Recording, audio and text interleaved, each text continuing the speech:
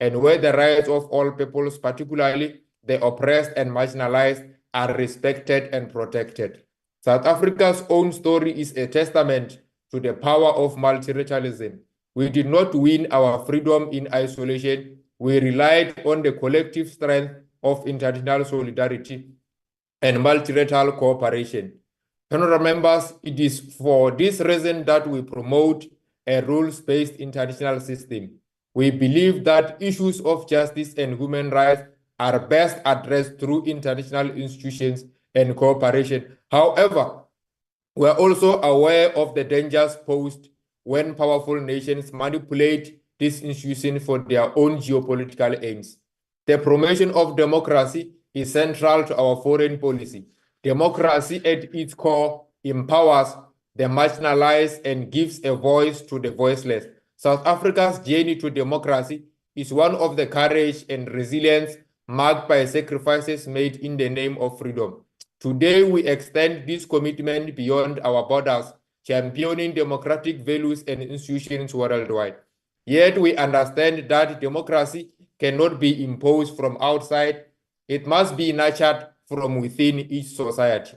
We must therefore support democratic transitions through dialogue and cooperation, not coercion or force. Honorable members, consider our role in facilitating peaceful dialogue in conflict zones such as Sudan and Lesotho. In these engagements, South Africa has demonstrated that our commitment to democracy is not about rhetoric, but meaningful action.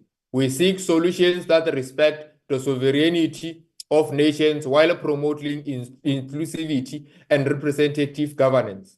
Our commitment to justice and international law is a bedrock principle of our foreign policy. Our struggle for freedom was a struggle for justice. We are guided by Article 2, subsection 4 of the United Nations Charter, which calls on all members to respect the sovereignty, territorial integrity, and political independence of other states. These principles are essential to a just and a stable world order. Honorable members, however, we must recognize that international law is often selectively applied, with some states acting with impunity, while others face disproportionate scrutiny. This double standard weakens trust in international institutions. South Africa's advocacy for justice is therefore rooted in consistency and fairness. We will not allow powerful states to use the case of human rights and justice to further narrow political agendas. Our approach is illustrated by our engagements with the Israeli-Palestine conflict. South Africa has consistently advocated for a peaceful two-state solution that respects the rights and dignity. Peace cannot be achieved through violence or unilateral actions. It must be built on dialogue, mutual respect, and a commitment to justice. Honorable members, our recent action at the International Court of Justice serves as a testament to our deep-rooted commitment to upholding the rights of minorities, not just within our borders, but on the global stage as well. This commitment is a direct extension of our domestic policy framework, which enshrines the protection and recognition of all people, irrespective of race, creed, or origin. At home, our Constitution guarantees equality and human dignity as a fundamental right, affirming the inherent worth of every individual. This same principle guides our actions abroad, compelling us to champion the rights of those who are marginalized, oppressed, or silenced, whether it is the protection of minority communities within our diverse nation or the advocacy for the rights of Palestinians. Our dedication to justice and human dignity knows no borders. By taking this legal action, South Africa reaffirms that the fight for equality, human rights, and justice extends beyond nationality. And our values compel us to stand with all who face systematic discrimination and violence. South Africa's history has endowed us with a unique perspective on self-determination. Our liberation struggle was not only a fight for ourselves, but also a stand against colonialism and imperialism. We have extended this solidarity to oppress peoples worldwide. Our unwavering support for the Sahrawi people in Western Sahara exemplifies our commitment to self-determination. Every people who have the right to shape their own future free from external interference or coercion.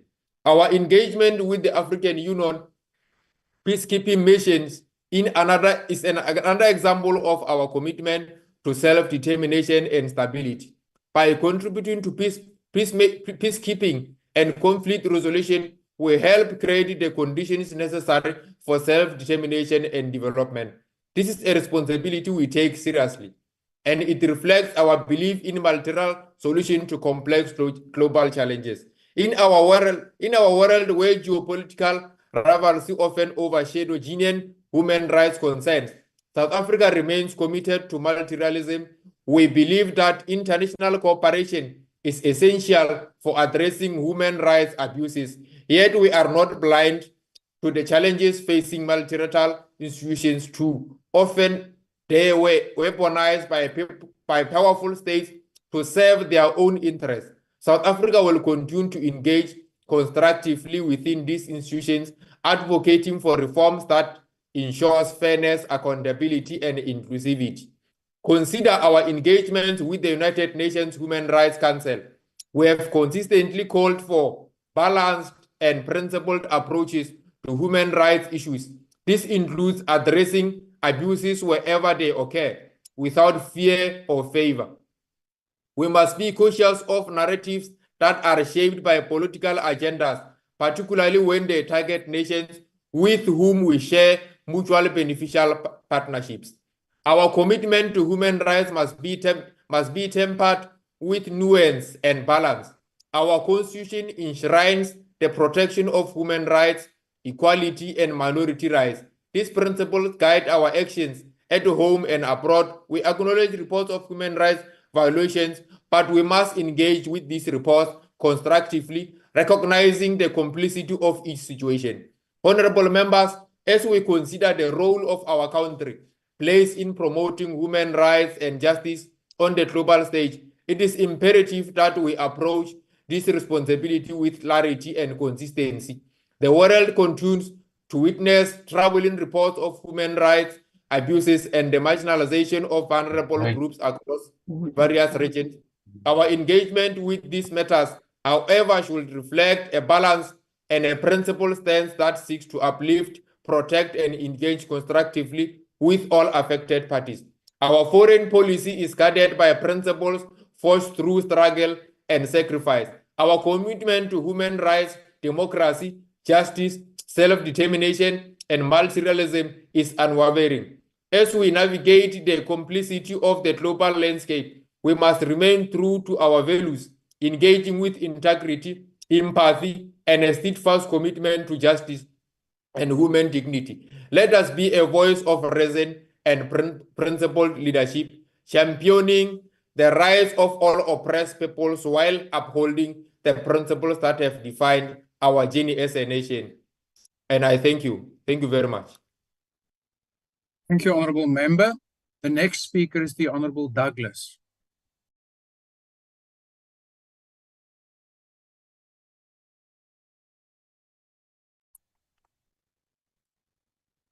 Honourable Douglas, are you on the platform?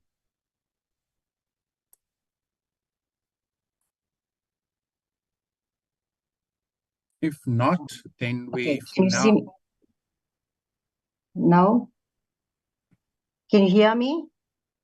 Honourable Abader, are you going to represent the MK? Yes, I am. Please proceed. Okay. I can't get my camera on. I'm not sure why. Okay, but I'm going to continue anyway. In the circumstances, yes, please proceed. Okay, just give me a second. Okay. Honourable Speaker, esteemed members of the Parliament, I greet you in the universal language of peace. Assalamu alaikum. Today, as we address South Africa's stance on the situation of the Uyghur population in China, we approach this matter with respect for our long-standing relationships within BRICS and a commitment to the values shared across the global South. This discussion is not just about one community or nation, but about navigating the balance between national sovereignty and human rights, with an understanding of the complex cultural, political, and historical differences between East and West. As South Africans and the people of the Ubuntu, we gave the world the Truth and Reconciliation Commission, or TRC. We recognize the necessity of understanding other nations through their lenses rather than through our own potentially narrow perspectives. The Uyghurs are a Turkic ethnic group numbering approximately 12 million, dominantly residing in the Xinjiang Uyghur Autonomous Region of Northwest China. Xinjiang has emerged as a focal point in global discourse with reports of alleged abuses such as forced labor, re-education initiatives, and suppression of cultural practices reported by the hostile Western media. However, the Chinese government describes its actions as part of a broader anti-terrorism effort designed to ensure stability in a region previously affected by violent unrest and tension. Since 2014, China has implemented the Strike Hard campaign against violent terrorism to address security threats and drive economic development in what is considered its underserved area. From China's perspective, these policies are necessary for safeguarding national security and for fostering prosperity. In China's view, the results speak to this approach. They report significant economic growth in Xinjiang, with the region's GDP doubling over the past decade. Between 2014 and 2022, Xinjiang's economy reportedly grew by an average of 7.2% annually, outpacing national growth, while the poverty rate dropped from around 19% in 2013 to nearly zero in 2020, aligning with China's broader poverty alleviation agenda. Chinese authorities attribute part of this progress to the creation of over 1.3 million jobs in Xinjiang through vocational training programs with opportunities that are seen as vital in tackling extremism and fostering social harmony. These initiatives reflect China's viewpoint that socio-economic development is central to addressing underlying issues. However, we must approach this issue with nuance. From a BRICS perspective, we acknowledge the security concerns that China faces, especially in a region bordering 8 countries, including Afghanistan and Pakistan. It is grappling with extremism. China claims that approximately 5,000 Uyghurs may have joined groups like ISIS, raising international security concerns. Russia, a fellow BRICS nation, has shown support for China's stance, with more than 50 countries signing a United Nations letter in 2019, endorsing China's counterterrorism measures as beneficial to regional stability. Russia's foreign policy stance on non-interference aligns with the MK party's respect for national sovereignty, especially where states face genuine security threats.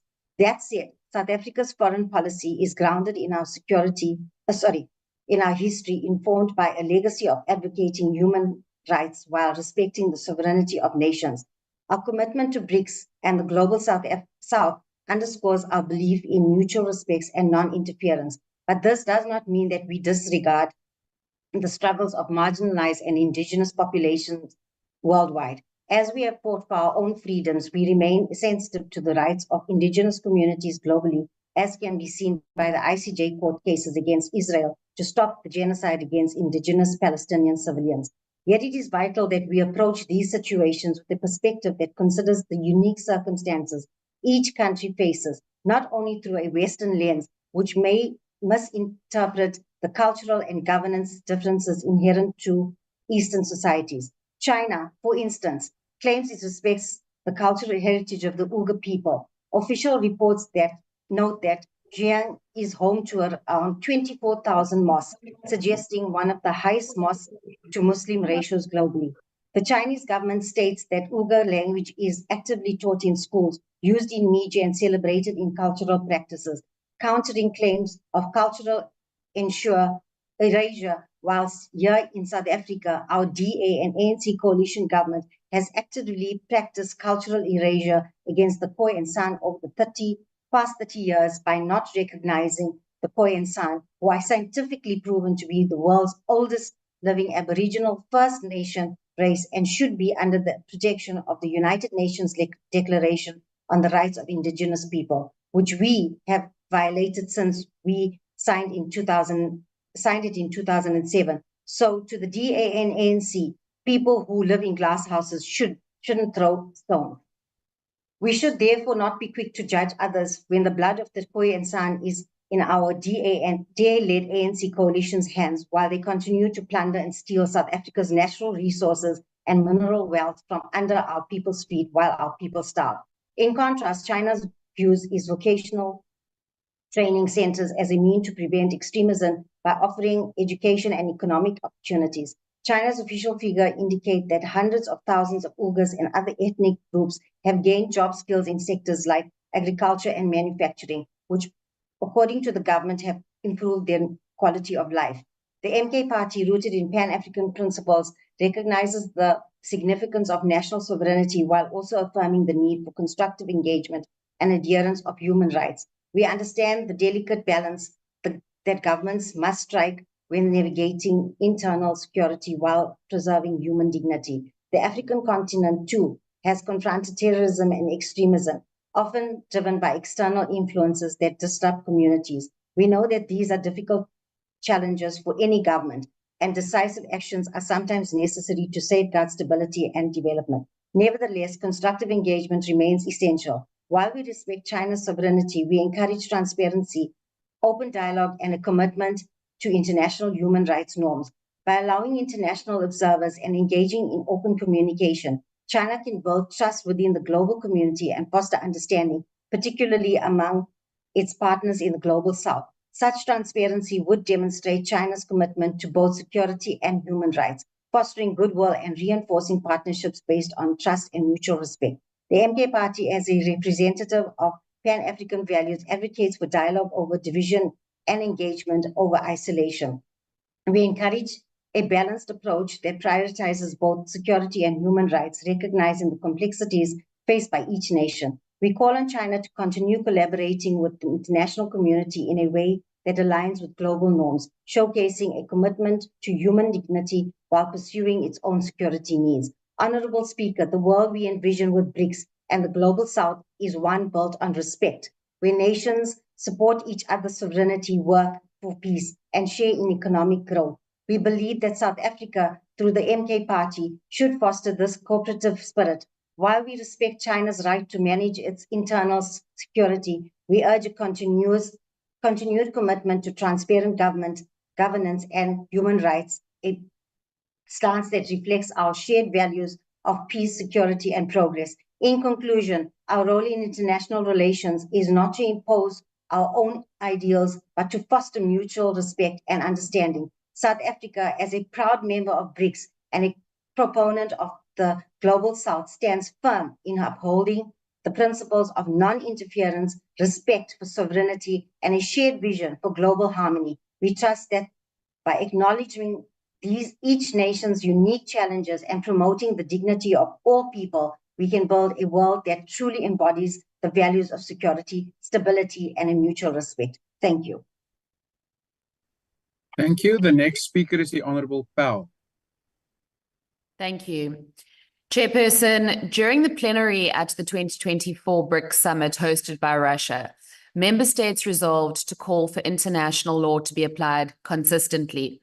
The Kazan Declaration, signed by all members of BRICS, including China and Russia, restated support for international law and the United Nations Charter.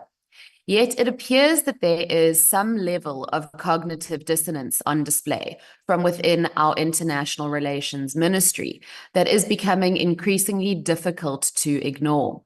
For many years, under the leadership of the ANC, South Africa's response to conflict and violations of both human rights and international law has been at best selective. With the formation of the GNU, parties who signed the statement of intent agreed on a mutual basis to recommit to the founding principles that once defined our country's great diplomatic standing in the world. However, it seems that this newfound consensus is being resisted within the Ministry of International Relations. Let's start with Taiwan. Recently, DIRCO asked Taiwan's Taipei Liaison Office to leave Pretoria, a move that raises serious concerns about South Africa's commitment to its long-standing policies and principles. For 26 years, South Africa has maintained a pragmatic bilateral framework that allowed Taiwan trade and consular representation in capitals across the country. South Africa exports $540 million in coal, $180 million in grain, and $180 million in automobiles to Taiwan every year. Many nations with a one China policy maintain similar arrangements with Taiwan, understanding the economic benefits and diplomatic stability this brings. In fact, Taiwan has representation in over 60 major capitals across the world. Durko's decision not only threatens our economic interests, but it also reveals a willingness to abandon established policy for the sake of appeasing foreign powers. While the DA acknowledges South Africa's long-standing interpretation of United Nations Resolution 275, motivation that justifies a unilateral change to the terms of South Africa's bilateral framework with Taiwan. It is clear that pressure is being brought to bear on Pretoria by external actors in the context of both broader geopolitical tensions and the newly formed GNU. But Section 231 of the Constitution is clear that the negotiation and signing of all international agreements is the responsibility of the executive. It is critical that Taiwan continues to enjoy consular and trade representation on the same basis that they have done since 1998. As a sovereign democracy, South Africa must resist external pressures and demonstrate our commitment to the consistent application of our policy of non-alignment. In addition to this, the silence of our government on the Uyghur crisis is nothing short of shameful. One of the most urgent human rights crises today is the plight of the Uyghur people in China. The evidence of systemic human rights abuses perpetrated against this ethnic minority is overwhelming. Reports from human rights organizations, survivor testimonies, and investigations conducted by credible institutions document the harrowing details. Mass detentions, forced labor, family separations, and the severe restrictions on religious and cultural practices. Exports and international bodies warn that these atrocities may constitute a crime against humanity. South Africa, a nation forged in the crucible of struggle and liberation, understands the importance of self-determination. We know too well the pain of oppression, the cost of discrimination, and the horrors of systemic human rights abuses. Our history as a people who overcame apartheid gives us unique moral responsibility to stand up in the face of injustice. The ANC has also repeatedly failed to speak out against Russia's brutal invasion of Ukraine, opting instead to position our nation as mediators to the conflict as a way, some might suspect, of avoiding having to take a firm and principled position on this flagrant violation of international law. This war, engendered by contemporary Russia's imperialist ambitions to annex sovereign territory that does not belong to them under the guise of NATO expansionism, has led to thousands of deaths and displacement on an unprecedented scale. Instead of condemning these acts of aggression for what they are, the ANC has maintained a disturbingly cozy relationship with Russia in order to shore up political patronage and potentially resources. Let us also not forget Zimbabwe, where the ANC's fraternal ally, ZANU-PF, blatantly stole the election last year. The people of Zimbabwe continue to suffer under a regime that has failed them both economically and politically. While positioning ourselves as defenders of human rights and freedom on the international stage at the ICJ, the ANC remains silent about Zimbabwe's repressive government, which has had devastating effects on our own domestic economy. This inconsistency not only harms South Africa's reputation, but it damages our national identity and it undermines our moral standing in the world. We can no longer be selective in our commitment to justice. As government champions the rights of Palestinians, we must also speak up for the Uyghurs, for the people of Ukraine, and for those oppressed under Mnangagwa's brutal rule. To do so otherwise is to betray the values that we claim to uphold. Honourable Chairperson, if South Africa is to play a meaningful role on the global stage, we require an urgent foreign policy reset. In the early 1990s, following the end of the Cold War, many of us took for granted the triumph of liberal democracy, and with that, many took for granted that our shared aspirations for a free, just, and prosperous world would prevail indefinitely. But it seems that with the linear progression of time, there have emerged a new and increasingly urgent set of geopolitical fault lines that once again seek to undermine the predictability and the peace of our world. And so, 35 years on from the end of the Cold War, the quest to keep the torch of democracy and freedom could not be more urgent. The international community of democracies must now stand together to hold a firm and principled frontier against the forces that seek to destabilize peace and sow divisions on the basis of identity, culture, religion, or unsettled historical scores. As the geopolitical sands continue to shift, those of us invested in the political values of freedom, tolerance, and democracy must do everything in our power to stem the rising tide of oppression and tyranny and to advance the ideals of a fair and equitable rules-based international order. The Democratic Alliance believes that South Africa's position should be one of genuine non-alignment applied with consistency. Our nation can no longer be pulled into any particular geopolitical sphere that compromises our domestic ambitions. Thank you, Honourable Powell. Your time has now expired. Thank you, Chairperson. Honourable members, the next party to participate is the EFF. Is there a speaker representing the EFF? Yebo, House Chairperson. Please continue, Honourable Montpedi. Thank you very much. House Chair, let us state it categorically clear that the economic freedom fighters is against any form of oppression and human rights violations emitted against any group of people. And as the revolutionary vanguard of our people's resolve, we will always be on the side of the oppressed and the downtrodden. And having said this, House Chair, we must also warn against the right-wing white supremacists and pro-Zionist organizations such as the Freedom Front Plus and the DA, who hypocritically use the vulnerabilities of minority groups to advance their own narrow, mischievous political agenda to score cheap political points. House Chair, the people of South Africa must know that the Freedom Front Plus and the DA is not presenting this debate because they care about the plight of the oppressed Uyghurs of Xinjiang in China. For it, they genuinely care about the atrocities committed against minority groups or any other group for that matter. They would have forged a strong solidarity with the oppressed people of Palestine and denounced the Zionist state of Israel. But we know that they will not do that, House Chair, simply because they support acts of genocide committed by the Zionist Israel against the people of Palestine, thus denying the people of Palestine their right to self-determination. Freedom Front Plus are a bunch of hypocrites and political buffoons who have no regard for the sanctity of human life, and they apply selective justice to appease the sensibilities of parasitic Euro-Western countries who are enemies of African progress and self-determination. It cannot be that, on the other hand, you parade yourself as a paragon of morality, whilst on the other hand, you support a heinous act of genocide committed by Israel in Gaza.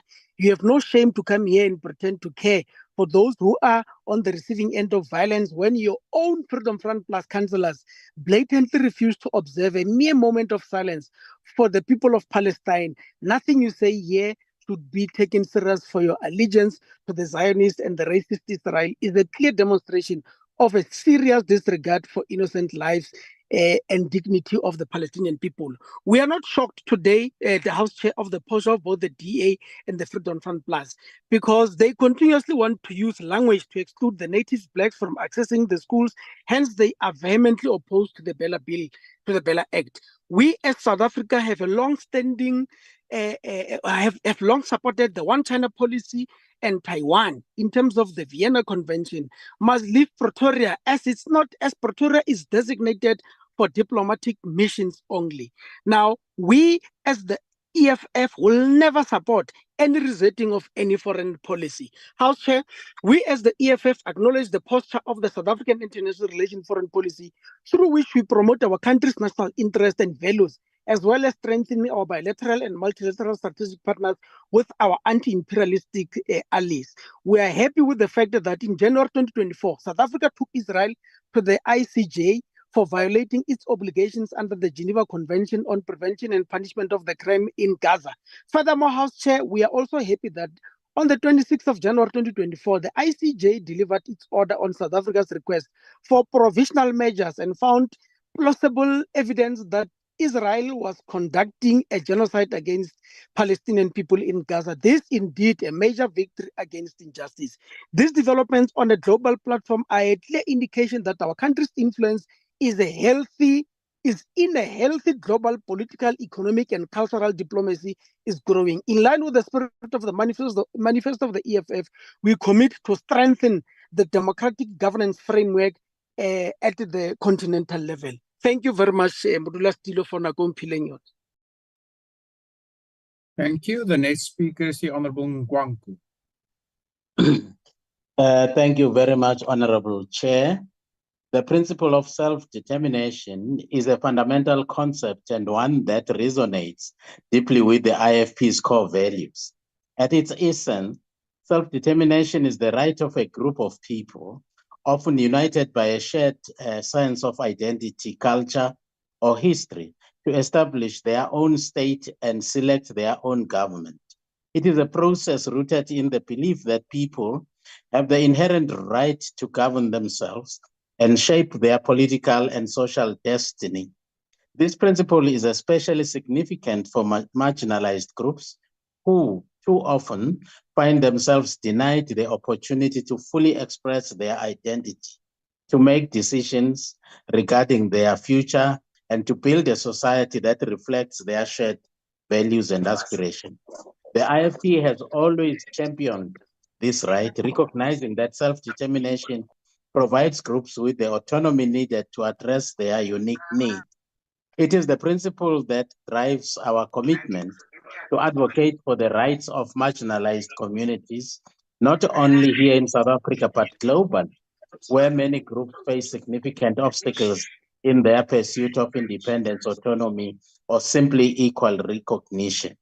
In the ongoing struggle for self-determination in the Israeli-Palestinian context, the IFP stands firm in its belief that a two-state solution is essential to achieving peace and justice in the region, where both Israeli and Palestinian people have the right to self-determination, secure borders, and sovereignty.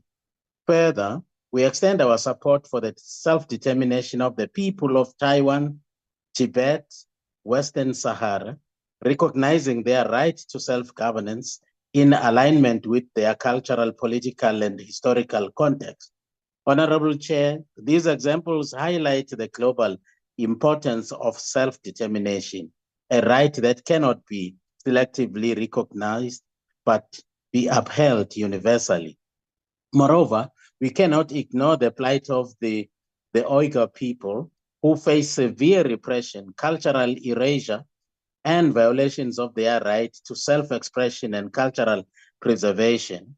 This serves as a stark reminder that self-determination must be upheld universally and not selectively, and that where injustices arise, our voices must advocate for all people who are oppressed or marginalized. The IFP commits to advocating for self-determination and justice both at home and abroad, with a steadfast belief that true democracy can only thrive when people have the power to shape their own future. I thank you. Thank you, Honorable Member. Is there a speaker representing the PA in this debate?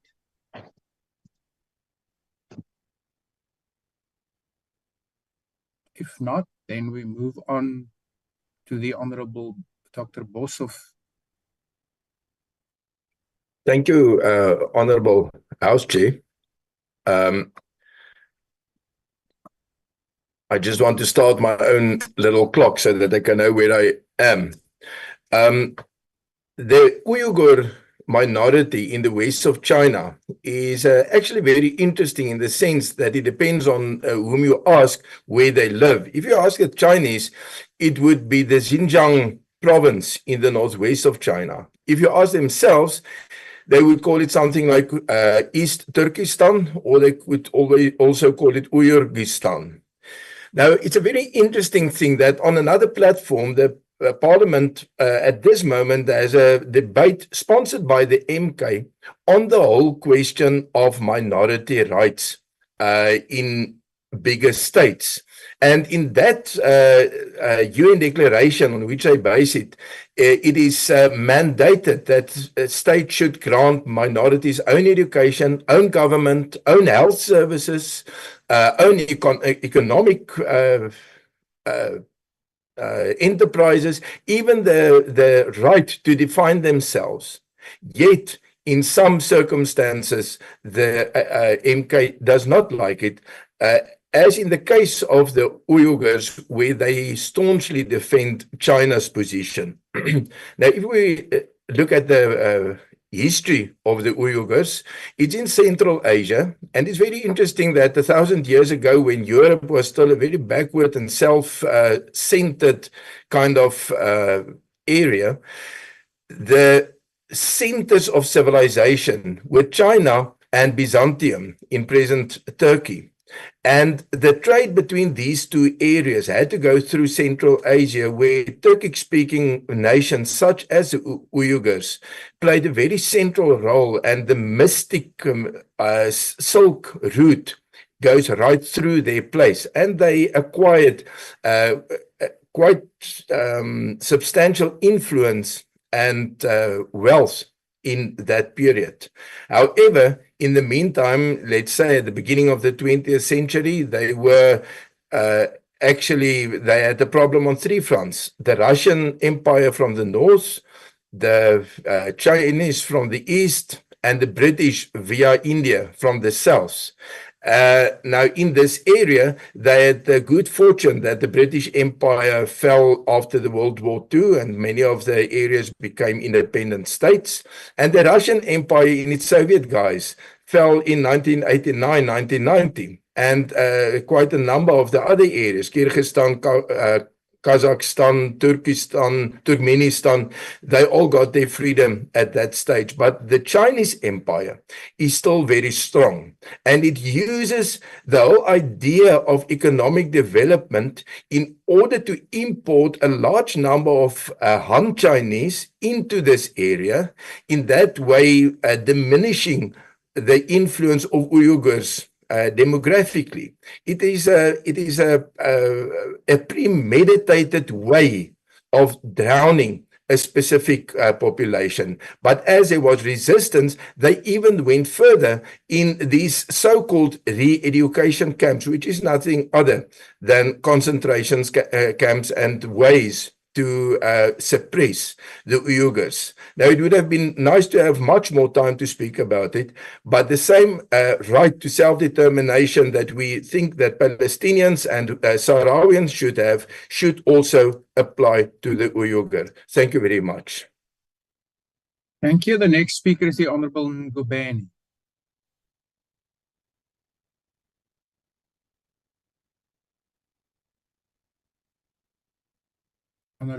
Honorable Ngubeni. Thank you, House Chairperson. I was just trying to find my mute. Yes, I was just trying to find which button. Thank you, Honorable Chairperson, members, and the people of South Africa. South Africa's commitment to justice and human rights has always been at the core of our international identity. From our historic struggle against apartheid to our constitutional values, South Africa was once a beacon of hope for those oppressed globally. But today, we must confront a sobering reality. Our foreign policy has fallen to selective deafness to the cries of persecuted minorities and those yearning for self-determination. Action SA unequivocally supports self-determination as a cornerstone of global peace and justice. People have the inherent right to govern themselves, to live freely from Africa's silence on the plight of the oppressed. Honorable The Uyghur Muslims in China is a stain on our moral legacy. Honorable Ngubeni, Yes, my House Chair. apologies to interrupt you. We are getting a message that your network bandwidth is low. Maybe if you switch off your camera, it will assist. It would seem you have some connectivity issues. That is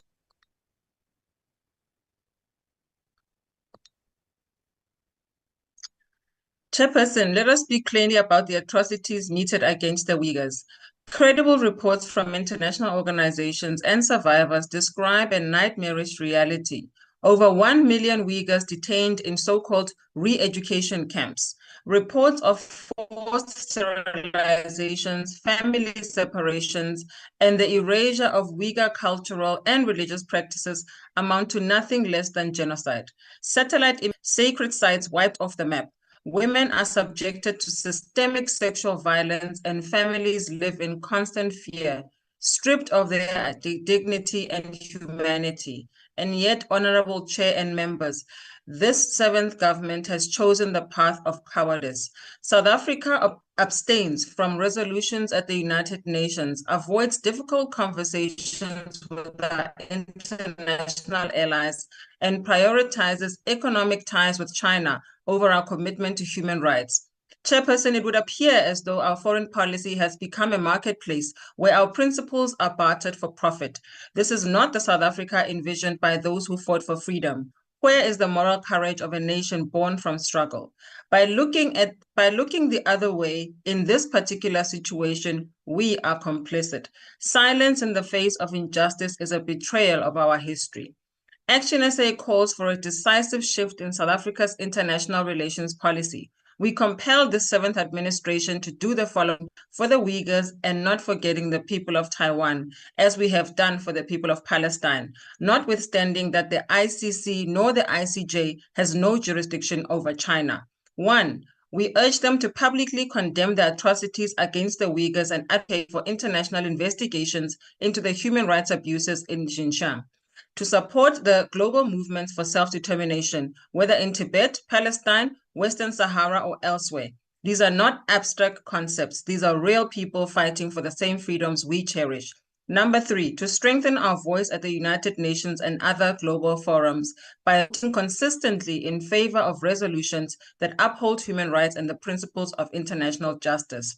Chairperson, our sentiments are not anti-China or anti-any other nation. They are pro-humanity, pro-dignity, and pro-justice. South Africa must reclaim our position as a moral leader on the global stage. Let us also recognize that ignoring such atrocities, their replication, today it is the Uyghurs, tomorrow it could be any minority anywhere in the world. By acting decisively, we set a precedent that humanity will not stand idly by as authoritarian regimes trample on the rights of the vulnerable. We must make our decisions based on principle and not be choosy. Genocide is genocide, irrespective of who and on whom it is meted. As our founding democratic president Nelson Rolihlahla Mandela once said, to be free is not merely to cast off one's chains, but to live in a way that respects and enhances the freedom of others. Thank you, Chairperson. Thank you. The next speaker, or let me first check, is there a speaker representing the ICDP in this debate?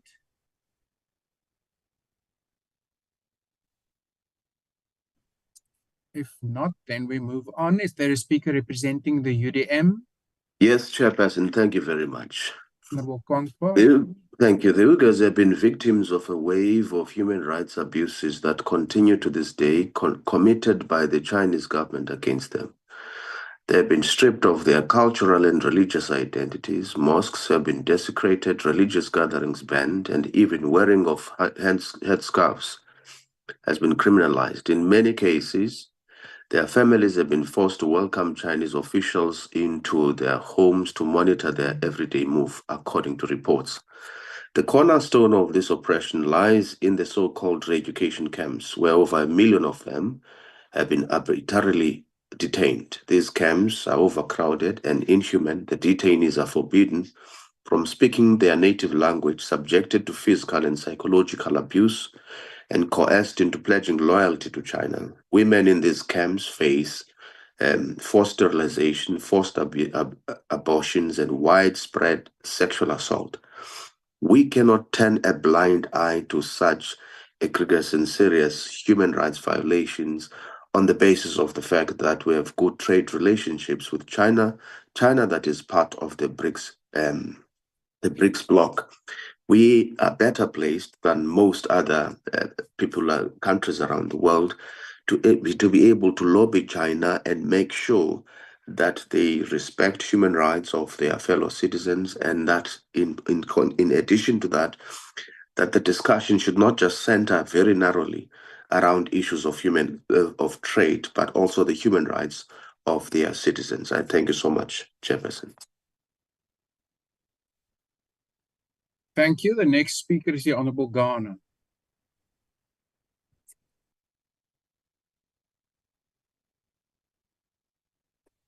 Honorable Garner, are you on the platform? If not, then I call on any speaker representing the ATM.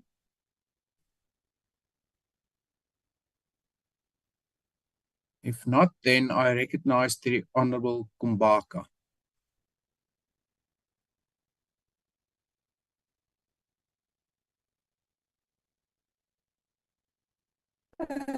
Thank you very much, Honorable Chairperson. I will request to please turn off my video because my network has many issues. It's been glitching throughout. Thanks, Chair. Please proceed, Honorable Member, on that basis. Thank you, Honorable Chairperson.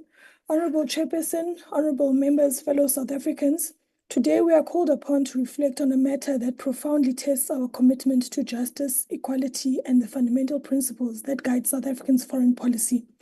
Issues of human dignity, state sovereignty, and the pursuit of peace in the global arena, too. As we navigate this complex terrain, we must be mindful of our constitutional values, which are grounded in the struggle for liberation and the protection of human rights, while ensuring that our international engagements remain rooted in respect, dialogue, and multilateralism. Our commitment to human rights is interlinked with the principle of self-determination, which is a cornerstone of international law and the very essence of human dignity. South Africa's support for self-determination is rooted in our own struggle for liberation and freedom. We have consistently advocated for minority rights within multilateral forums, including cases such as the Palestinian people's right to statehood and self-determination, and our principled support for self-governance in the Western Sahara. Our approach is to champion these causes through diplomacy, dialogue, and international solidarity, and ensuring that the rights and aspirations of oppressed minorities are respected within a framework that promotes peace and stability. This stance calls for solutions that respect the sovereignty of nations while fostering meaningful engagement with minority groups to address their legitimate concerns. Honorable members, human rights are not an abstract concept for South Africans. They form the very bedrock of our democracy, as you may all know. Our struggle against apartheid, marked by the pursuit of justice, equality, and human dignity, has shaped our dedication to human rights. Also, enshrined in our constitution, these values continue to inform South Africa's role on the international stage and guide our foreign policy. Our nation's experiences compel us to address human rights abuses wherever they arise, while recognizing that such engagements demand a balance between national interests and moral imperatives. To understand our stance, it is essential to reflect on South Africa's painful history of racial oppression and systemic discrimination. This past endows us with a heightened sensitivity to issues of cultural and religious freedom and a commitment to preserving human dignity. Our approach, grounded in empathy, strives to support the oppressed and to promote constructive action on the global stage. Yet we must also be vigilant, as these challenges are multifaceted and require nuanced responses when we approach them and address them. Honorable members, engaging constructively with our global partners, including China, on issues of human rights requires channels that promote genuine dialogue and mutual understanding. Within platforms such as BRICS, South Africa can advocate for an open discussion on minority rights and cultural freedoms, encouraging positive measures to address concerns raised by the international community. We believe that meaningful engagement is the most effective way to foster progress as opposed to alienation and isolation. By leveraging our strong bilateral relationship with China, we can explore avenues for cooperation that promote respect for human dignity, social justice, and sustainable development, all while remaining true to our constitutional values. South Africa's relationship with China is long-standing, complex, and deeply rooted. From China's solidarity with our liberation struggle to today's robust partnership in development and economic cooperation, our bilateral ties have evolved significantly. China is a key economic partner, and our engagement is focused on fostering growth, development, and mutual prosperity for both our nations and the broader global South. This partnership manifests in several tangible ways. China is South Africa's largest trading partner, with total trading reaching 614 billion in 2022, reflecting a steady increase over the past decade. In addition to trade, Chinese companies have invested in critical sectors of our economy, including manufacturing, mining, renewable energy, and infrastructure development. Projects such as the development of the Musina-Makhanda Special Economic Zone in Limpopo highlight China's commitment to industrialization, job creation, and technology transfer, which also creates opportunities for South Africans, especially with our pending and critical problem such as employment. The Chinese-built Modderfontein New City development in Gauteng is another example poised to become a major economic hub, offering residential, industrial, and commercial space. Moreover, through the Belt and Road Initiative, China has sought to deepen connectivity and economic ties, not just with South Africa, but across Africa. The Durban Container Terminal Expansion Project, partly financed through Chinese investment, aims to bolster port capacity and trade facilitation. Such initiatives have far-reaching implications for job creation, infrastructure improvement, and regional integration. Honorable members, it is within this context of meaningful cooperation that we must continue to engage our partners. South Africa and China are active members of BRICS, which serves as a platform for promoting South-to-South cooperation, economic resilience, and reforming global governance institutions like the United Nations, the World Bank, and the International Monetary Fund. Our collaborative efforts from within BRICS have focused on issues such as equitable global trade, inclusive economic growth, and the reform of international institutions to better represent developing nations. South Africa and China's shared commitment to multilateralism is evident through such initiatives. Multilateralism, honorable members, is integral to South Africa's foreign policy. We believe that global challenges from climate change to global health security require collective, coordinated solutions rooted in dialogue and mutual respect. During the COVID-19 pandemic, South Africa and China were at the forefront of efforts to ensure equitable access to vaccines and support global health resilience. Through mechanisms such as the African Vaccine Acquisition Trust, China provided vaccine donations and facilitated technology transfer to enhance local manufacturing across Africa. The issue of human rights is complex and often subject to divergent interpretations. Our approach must be principled, consistent, and underpinned by dialogue and respect for international norms. This perspective informs our engagement with China, where we seek to bridge divides and foster understanding across diverse issues, including human rights, development, and governance. We believe that open dialogue and a constructive cooperation offer the best path forward rather than confrontation and isolation. South Africa's socio-economic challenges remind us of the interconnected nature of human rights, encompassing not just political freedoms, but also social and economic justice. Our pursuit for freedom has always included a focus on poverty eradication, economic development, and social inclusion. In Jiang, China's poverty alleviation and vocational training programs reflect a broader effort to address socio-economic disparities. While economic progress does not negate human rights concerns, it demonstrates a commitment to addressing root causes of marginalization and poverty. Engaging with China on human rights issues requires a commitment to mutual respect and a constructive dialogue. We must resist the temptation to use human rights as a tool for political leverage or selective advocacy. Our approach is motivated by genuine concern for human dignity, cultural diversity, and social justice. This balanced stance ensures that we remain steadfast in our values while fostering meaningful cooperation. Honorable members, this brings me to the One China policy, a critical aspect of our relationship with China. South Africa's adherence to this policy reflects our respect for China's sovereignty and territorial integrity.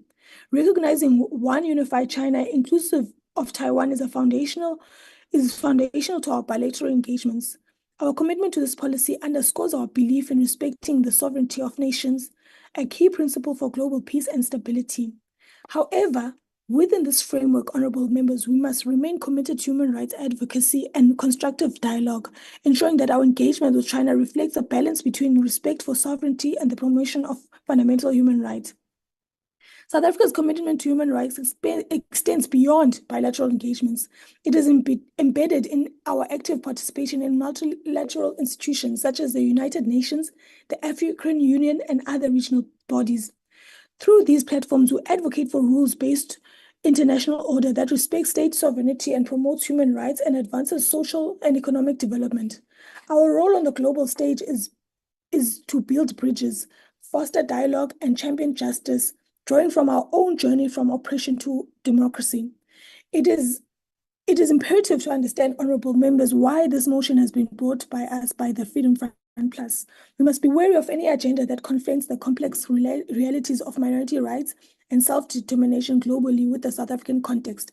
Our international engagements must reflect our principles while resisting alignment with any ideological agendas that seek to undermine our mutual efforts or provoke diverse geopolitics. The Freedom Front Plus positioning reflects global ideological alignments that can risk undermining genuine humanitarian concerns through their selective application of criticism. The Uyghurs situation is an internal matter of the Chinese government, and to date, there have been no resolution at the Human Rights Council, United General Assembly, or at the United Nations Security Council that presented an opportunity for South Africa to engage on the reports and allegations of human rights atrocities at the multilateral level.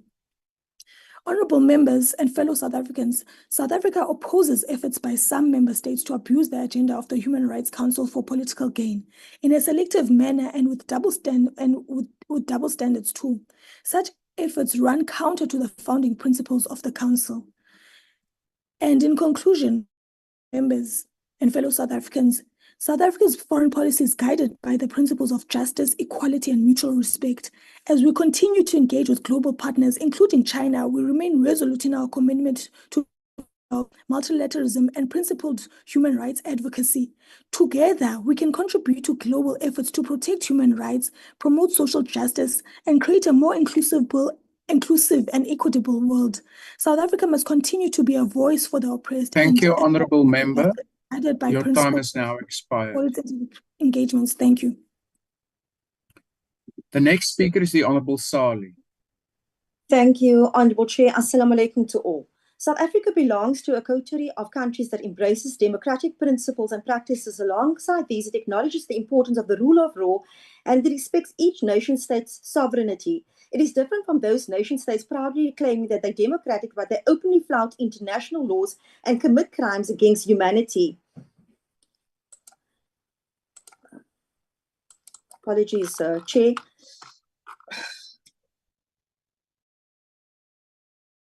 Sorry, Chair, I'm having internet issues.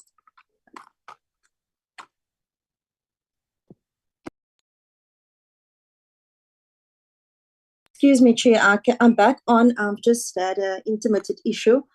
The case of Zionist State of Israel, which our government took to the ICJ, is one clear example. One finds it ironic that this platform called a specific meeting about the Uyghurs, whose delegation we were very glad to meet more than a day ago in Parliament.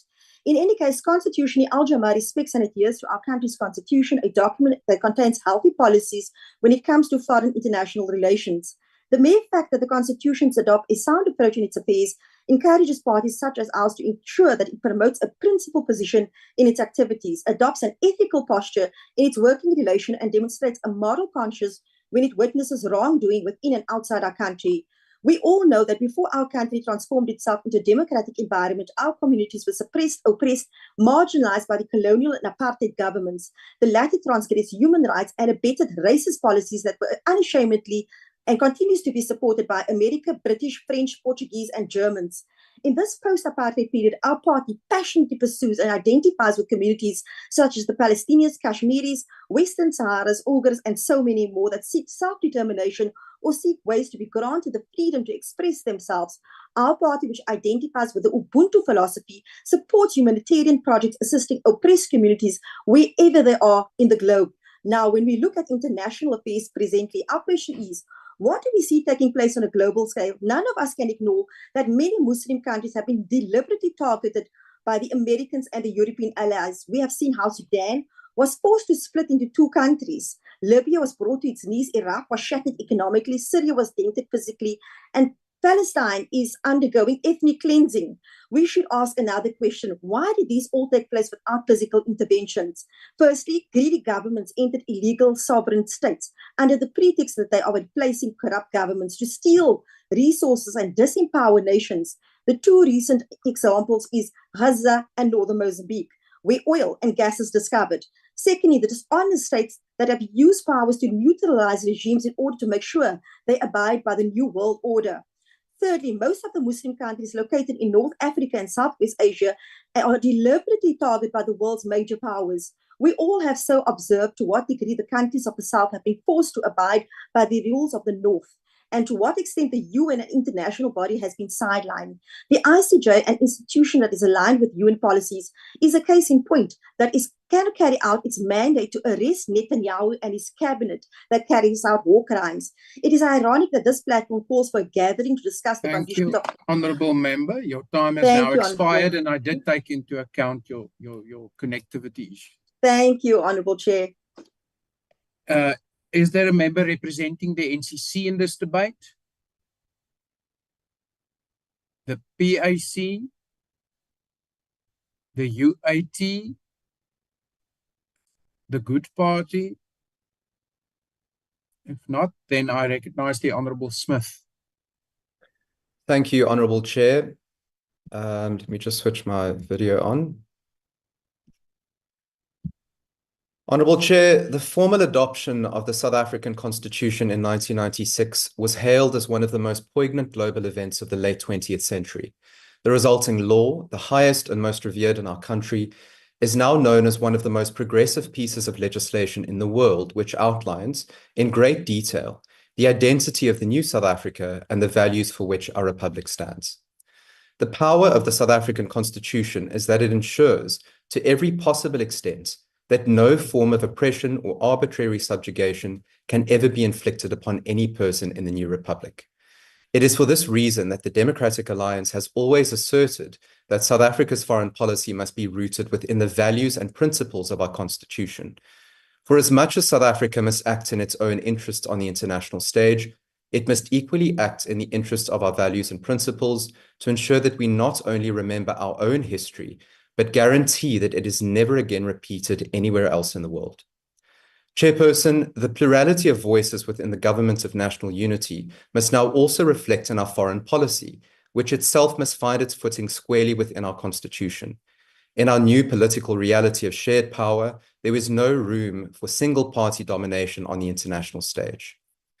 Chair, on Monday, I met with the newly elected president of the World Uyghur Congress, Mr. Turgunjan Alaudun, and two of his colleagues, who shared with me the plight of the indigenous Muslim Uyghur people at the hands of Chinese authorities since aggressive assimilation policies were enforced in 2007. The resulting action by the Chinese government can only be described as widespread human rights violations tantamount to genocide. Despite sanitized reports from Chinese media, various human rights organizations and even the United Nations have estimated that around 3 million Uyghur people have been placed in concentration camps and face brutal human rights abuses such as forced sterilization, mass indoctrination, the restriction of movement, including the confiscation of passports and travel documents, sexual abuse and rape, and harsh penalties for any signs of Islamic belief or practices among an indigenous East Turkestan people whose culture and way of life long predates the existence of the Chinese Communist Party. Forced Chinese assimilation has ripped families apart and seeks to erase any traces of the Uyghur people from the history books of Central Asia. For those attempting to flee via Southeast Asia, Chinese intimidation has created what the Uyghur refer to as transnational repression, where Uyghur refugees stopped at border posts leaving Asia are systemically deported back to China, where many subsequently vanish.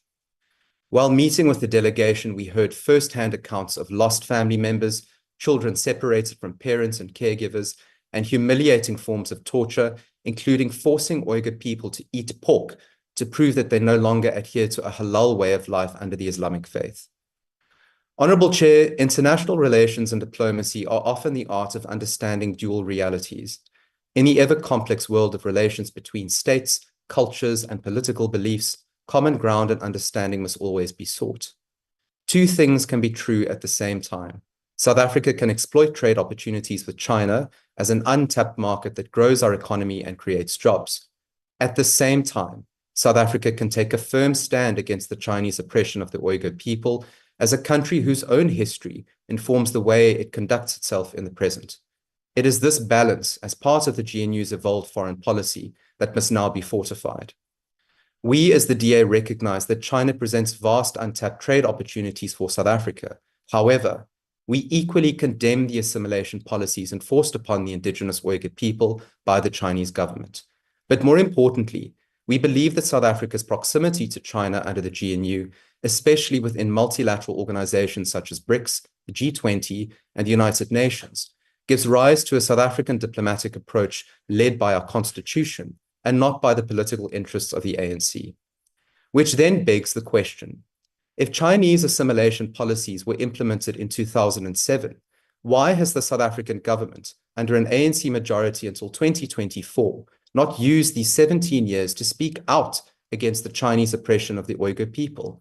And more pertinently, is the oppression of a Muslim minority grouping only important to the ANC when it is allegedly taking place in Palestine, but not when it is being enforced in China? Honorable Chair, if South Africa's deafening silence on Uyghur oppression is due to the political interests of the ANC and its international allies, then it would seem that the ANC itself has betrayed its anti-apartheid roots. There are many striking parallels to be drawn between the Chinese oppression of the Uyghur people and the National Party's oppression of South Africa's black majority. So why are the ANC and South Africa not standing up for this Muslim minority on the international stage? The same ANC that once fought against pass laws now condones the Chinese restriction of Uyghur movement. The same ANC that once fought against Afrikaans as a language of instruction now turns a blind eye to the forced learning of Mandarin Chinese in Uyghur schools.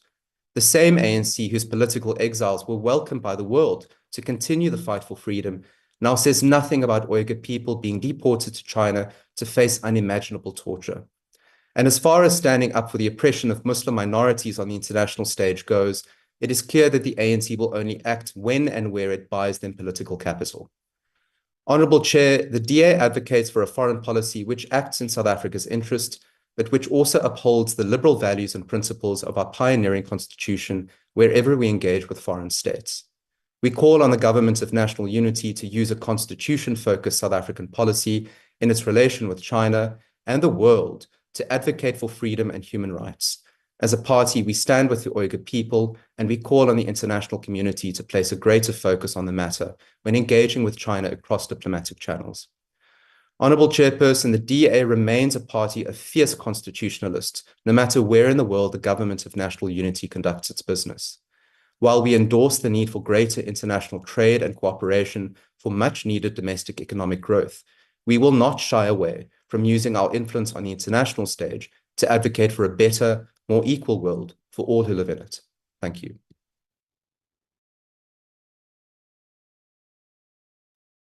Thank you. Honorable Wessels, it's your opportunity to reply to the debate now.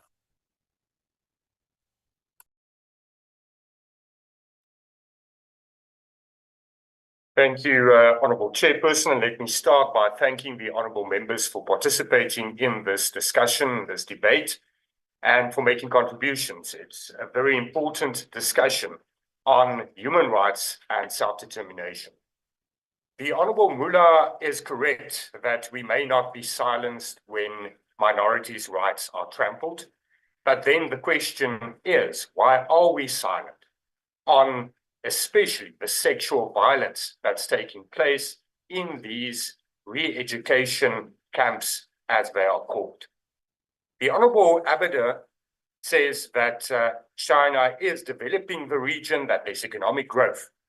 But honorable member, the question is that at the expense of human rights? And yes, it is. Economic development can never be more important than human rights and human dignity. The big question is, Chairperson, why does China not allow UN special rapporteurs to visit this region if there's nothing wrong? The Honorable Abada also sounds a little like some populists that says that extremism must be, or it's in relation to fighting extremism to prohibit certain religious practices. We must remember that regional legislation in East Turkestan is prohibiting the Muslim people from wearing veils, headscarves, and from participating in religious events, just in the name of and for the sake of so-called fighting extremism. The Honourable Powell is very correct, and thank you for also bringing up the topic of Taiwan, because if we say that we are fighting for sovereignty, then we should also be consistent in that. The Honourable Montouedi. Thank you, Honourable Wessels. Unfortunately, your time to respond has expired. Thank you, honourable members. That concludes this debate. We shall now proceed to the last item on the order paper for today, which is a subject for discussion in the name of the Honourable Lowe on the need for measures to achieve universal access to early childhood development to create equal learning opportunities. The Honourable Lowe. No, thank you very much, House Chair. I'm going to request to switch off my video so that I do not encounter any sabotage that is going to be self-inflicted. Please proceed. Human development is, let me start by greeting you, Chair. Let me start by greeting you, honorable members. Human development is fundamental for human beings to reach their full potential. Our history of colonialism and imperialism globally has had an adverse implication for many nations which are considered developing nations. The negative impact was the creation of inequality in societies. This has resulted in limiting the opportunities of many to reach their full human potential. It is for this reason that the people of South Africa in Kliptown resolved that the doors of learning shall be open for all. This is fundamental commitment of the people of South Africa. Post 1994, we committed as the ANC to place education as an apex priority because we understand that it is through education that we can give all South Africans the opportunity to reach their human potential. Over the past 30 years, we could all attest that the democratic government has made strides in closing the inequality gap among schools. We have built state-of-the-art schools in rural areas and in townships. We have improved learning outcomes in schools that had little hope due to no resources. We have improved the living conditions of the marginalized, the motive forces, through our education system. We have identified a gap in our education system, which is the early child development phase. Though the Department of Social Development, as a custodian of the Children Act, has made strides in expanding access to early learning in our communities, the gap remains. Stats South Africa in 2018 reported that 43% of children aged 0 to 6 did not attend any educational institution in 2018. South Africa's total population was estimated at 60 million people, of whom 20 million were children under 18 years. Children make up 34% of the total population. 58% of children are living in the poorest 40% of households, the poorest 2 quintiles, compared to 42% of adults. It is for this reason that the African National Congress, in its conferences, resolved that ECD must be migrated from social development to basic education. This is one of the major milestones of the ANC in the 6th administration, as it began the path of improving the quality of learning for all children and the journey to attaining universal access. There is also a manifesto commitment of the ANC, which will not relent because it represents an opportunity to create equality among children. Sustainable Development Goal 4.2 also aims to ensure that universal access to quality childhood development. We want reality where a child in the village and township and those in informal settlements have access to quality early learning at a young age.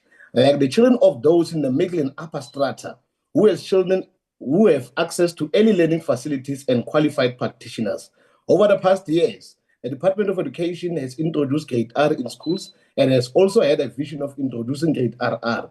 That is a fundamental policy orientation to strengthen the foundation of our education system, which improves the cognitive development of children and their abilities to read and write and have enhanced comprehension at an early age. We know too well that the children of today are children who live in the digital age, and at a very young age, they already learn that skills to use phones and to download games from the internet and other, share your intimidating me with your video, and other uses. This is evidence that affirms that human and brain is that its abilities to learn within the first 5 years. The Basic Education Laws Amendment Act includes grade R to be compulsory, which will enable the department to have more resources allocation. We must state that the grade R is already offered in many public schools, and the government has been investing in improving the skills of ECD practitioners. The implementation of the first 100 days of children should also be interconnected with transition to early learning. This is important as childcare and early learning are interlinked. This highlights the importance of continuous cooperation between the Department of Social Development and Basic Education and Health. Just 30% of our countries legally stipulate at least 1 year of free early childhood education, 21% 1 year of compulsory early childhood education, and 17% 1 year of free and compulsory. There are 1.3 million children between the age of 4 and 5 in South Africa, plus minus 930,000 in early learning, which is 72% are in early learning. The study found out that 84% of our ECDs provided breakfast and 94% provided lunch, while 34% do not have access to an outdoor playground with suitable equipment, and 56% have access to age-appropriate books for different age. This indicates that through ECDs, we can take care of the holistic development of our children, and we should all commit in a universal health care. Only 33% of the ECDs are subsidized by the Department of Basic Education, while 67% are not subsidized. 43% of the ECDs are not registered with the Department of Basic Education. The department focus on ECD will ensure that the government plays a significant role in subsidizing ECDs, and the private sector and NPO should also continue supporting ECD sector. Chair, let me close by saying it takes a village to raise a child, and if you combine our efforts as all South Africans to protect and raise our children from the family, community, school, churches, and other spaces for children, we will be certain that our nation will be a better one and more equitable nation in the future. I thank you, Chair, even if you intimidated me, Chair, when I saw you on the screen. Thank you. Now, my apologies, Honorable Member. I am just having an alarm system that's beeping, so I momentarily switched off my own video feed to try and address that. So it was no attempt to intimidate you. Honorable Member, the next speaker is the Honorable Kwabasa. Asibonge swena osesihlalweni. Should I put on my video? Yes. And there you go. Honorable Sihlalo, siyabingelela MK. Sithi asiqale ngokubheka kuqala ku-education before 1994. Uma sibuka education before 1994, sibuka ukucindezeleka komuntu omnyama kwengane emnyama ngaleso sikhathi lapho abelungu bonke ngaleso sikhathi bona babe enjoya i-education. Kusukela lapho kuze kuba imanje siyabona ukuthi ugovernment uzama kanzima ukuthi kwazeke ukuthi kufinyelele ukuthi abantwana bakwazi ukuthi bafunde bathole equality education, kodwa lokho akwenzeki ngenxa yokuthi ugovernment okhona njenganamhlanje akabheki ukuthi bangaka abantu abakwi-grant system njengamanje, bangaka abantu abangasebenzi njengamanje, bangaka abasebenza kanzima, omama abasuka ekuseni ngo-6 ekuseni baze bafike ngo-6 ntambama. Lana uma sikhuluma nge-education system kufanele sikwazi ukukhuluma noma mesikhuluma nge-ECD, iy'ngane lapho zizohlala khona uma abazali bengekho beyosebenza kufanele sishintshe indlela yokucabanga. Sicabanga ukuthi sinesikhathi la khona sasi-oppresswe khona, ama-resources engekho, umuntu omnyama ecindezelwe abamhlophe. Nanamanje umuntu omnyama usacindezelwe abamhlophe. Futhi kuzoba nzima kakhulu ukuthi kwenzeke lokhu ngenxa yokuthi kunenhlanganisela yama-parties alidwa i-DA kaHelen Zille. Le DA kaHelen Zille sibuyise lokuyacindezeleke esasicindezeliwe ngo-1994 sakubuyisa before 1994 sakubuyisa sakuletha manje la. Yini abazoyenza abantu abamhlophe njengamanje noma ezoyenziwa i-DA njengamanje njengoba kuyiyona ephethe lo mnyango njengamanje? Yini abazoyenza abangazange bayenze before 1994? Iy'ngane zethu nanamhlanje sokhumbula ukuthi njengoba adi under u-social development lana bekusuka nje ugogo othile noma u-anti othile endaweni athathe lezi zingane ahlale nazo ngothando nange-gift nangesiphiwo nje sokuthi uyakwazi ukuhlala ney'ngane, uyakwazi ukukhulisa iy'ngane. Umnyango awukakwazi ukuthi ukwazi ukucapacitate labantu laba abakhulisa lezi ngane. Iy'ngane zanamhlanje umqondo wazo ugijima ngendlela emangalisayo. Siyabona ukuthi nanamhlanje asikaka-concentrate kwezemidlalo la ingane khona izofika kudlalwe. Nanamhlanje ama-ECD ethu siyabona ukuthi awekho ama-ground okudlala, iy'ngane azikwazi ukuphuma zidlale, azikho izinto ezikhuluma nge-art and culture uma ingane ila. Njengamanje sibhizi sigcinga iy'ngane ukufunda mhlawumbe noma ukufunda nokubhala, yet iy'ngane meyifika kulezi ndawo ukuze zikwazi ukuthi zibe innovative fanele zinikezwe ama-toys, lezi zinto esingenazo namhlanje. Kubalulekile-ke lokhu ukuthi mhlawumbe bekuyoba ngconywana ukuthi kuqhutshekwe naye futhi u-social development, ngoba njengamanje njengoba kuyi-DA ephethe lapha kuyabonakala ukuthi sibuyela emumva before 1994 ngoba nanku umnyango usunikezwa abantu abamhlophe ukuthi kube yibona abawuphathayo lo mnyango lo. Yethi abantu abamhlophe babesicindezele, yethi abantu abamhlophe ibona babengafuni ukuthi sibe ne-quality education, yethi ibona ababenza sure ukuthi iy'kole zisendaweni zasemadolobheni kuphela, azikho endaweni zasemakhaya. Kuyinkinga ngempela lokhu wena osesihlalweni okwenzakalayo namhlanje kulo hulumeni wethu esibhekene nawo. Iy'ngane zibalulekile, kubalulekile futhi ukuthi lezi ngane zifundiswe ngendlela ukuze zingaqhubeki ziphasa ngo-30% noma ngo-33% mase kuthiwa ingane iphasile. Le nto le ayisebenzi uma uphumela ngaphandle ko-grade 12.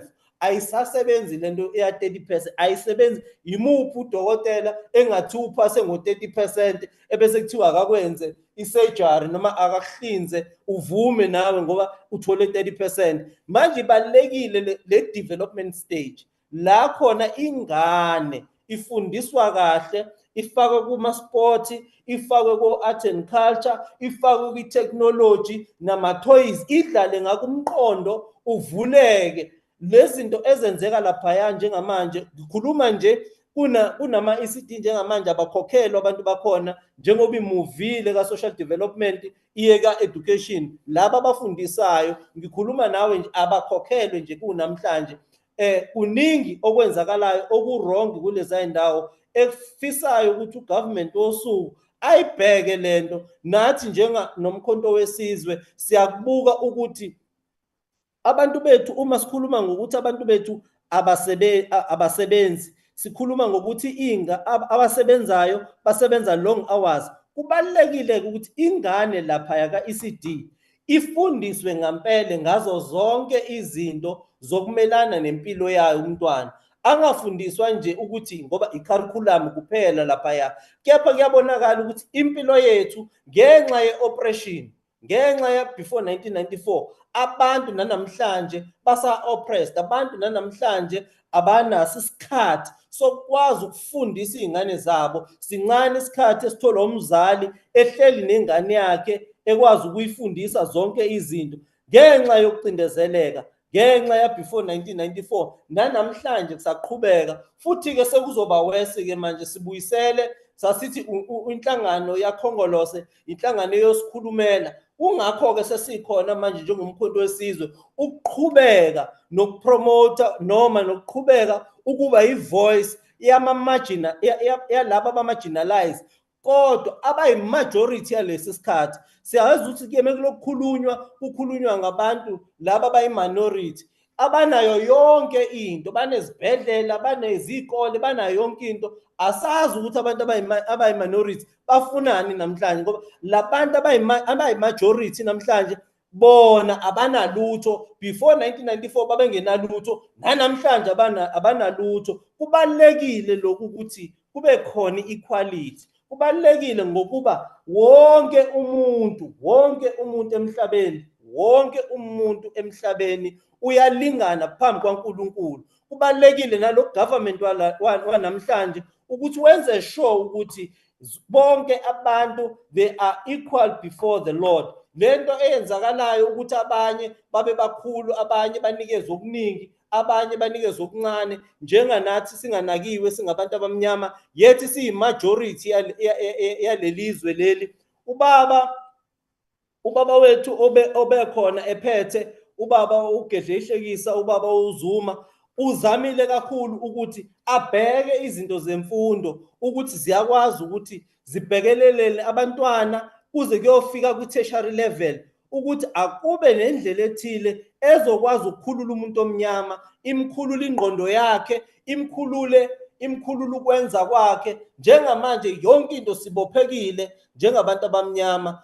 Hlalo angisho futhi namanje njenge-MK simele imajority yalelizwe, abantu abamnyama balelizwe abasacindezekile nanamanje, nale GNU ekhona ezoyicindezela futhi umuntu omnyama. Asazi ukuthi bazophasisa imithetho ethini, le mithetho abahluleke ukuyiphasisa before 1994 abamhlophe. Angibonge wena osesihlalweni. Thank you, Honourable Member. The next speaker is the Honourable the Deputy Minister of Basic Education. Thank you so much, Chairperson. Greetings to you. Greetings to the honourable members. Greetings to the Chairperson of the Portfolio Committee and all the members, ministers and deputy ministers that are on the platform. Chair, like all the others, my network is not very good. Let me just switch off the mic and then I'll continue speaking from there. Thank Chairperson, you. Thank you so much. Chair, as we enter the 7th administration and mark the 30 years of democracy, we reaffirm our commitment to prioritize early childhood development for the future of South Africa. The commitment to South Africa's early childhood sector has been reiterated by the President of the Republic of South Africa, Mr. Matamela Cyril Ramaphosa, during the inaugural meeting of the Interministerial Committee on Early Childhood Development held in April 2024. Here, he characterized ECD as the real revolution for the country's long-term development. He continued to describe the early years of child's life as providing foundations for the future flourishing and success, for their flourishing and success. House Chair, global evidence consistently shows that investment in ECD offer a remarkable return, not only for individuals, but for societies as a whole. At the individual level, quality ECD programs are associated with a better transition to primary school, reduced repetition, dropout rates, and higher learning achievement in schools. The cognitive and socio-emotional skills children develop in their early years are critical to success in the workplace and in life as adults, contributing to the rising living standards of the entire population. These benefits also have implications beyond the individual's lifetime in their potential to stop the intergenerational transmissions of poverty. The migration of the responsibility for early childhood development from the Department of Social Development to the Department of Basic Education was therefore groundbreaking towards achieving quality care and education for children from birth to school-going age. Honorable Chair and members, upon receiving the responsibility for ECD, the Department of Basic Education conducted a system analysis to understand the challenges prohibiting South Africa from achieving universal access to quality education programs. The analysis showed us that 1.3 million of children from 3 to 5 years old are not currently attending any early childhood development program. The gap is closely linked to income, with 66% of children in quintile 1 not attending ECD programs.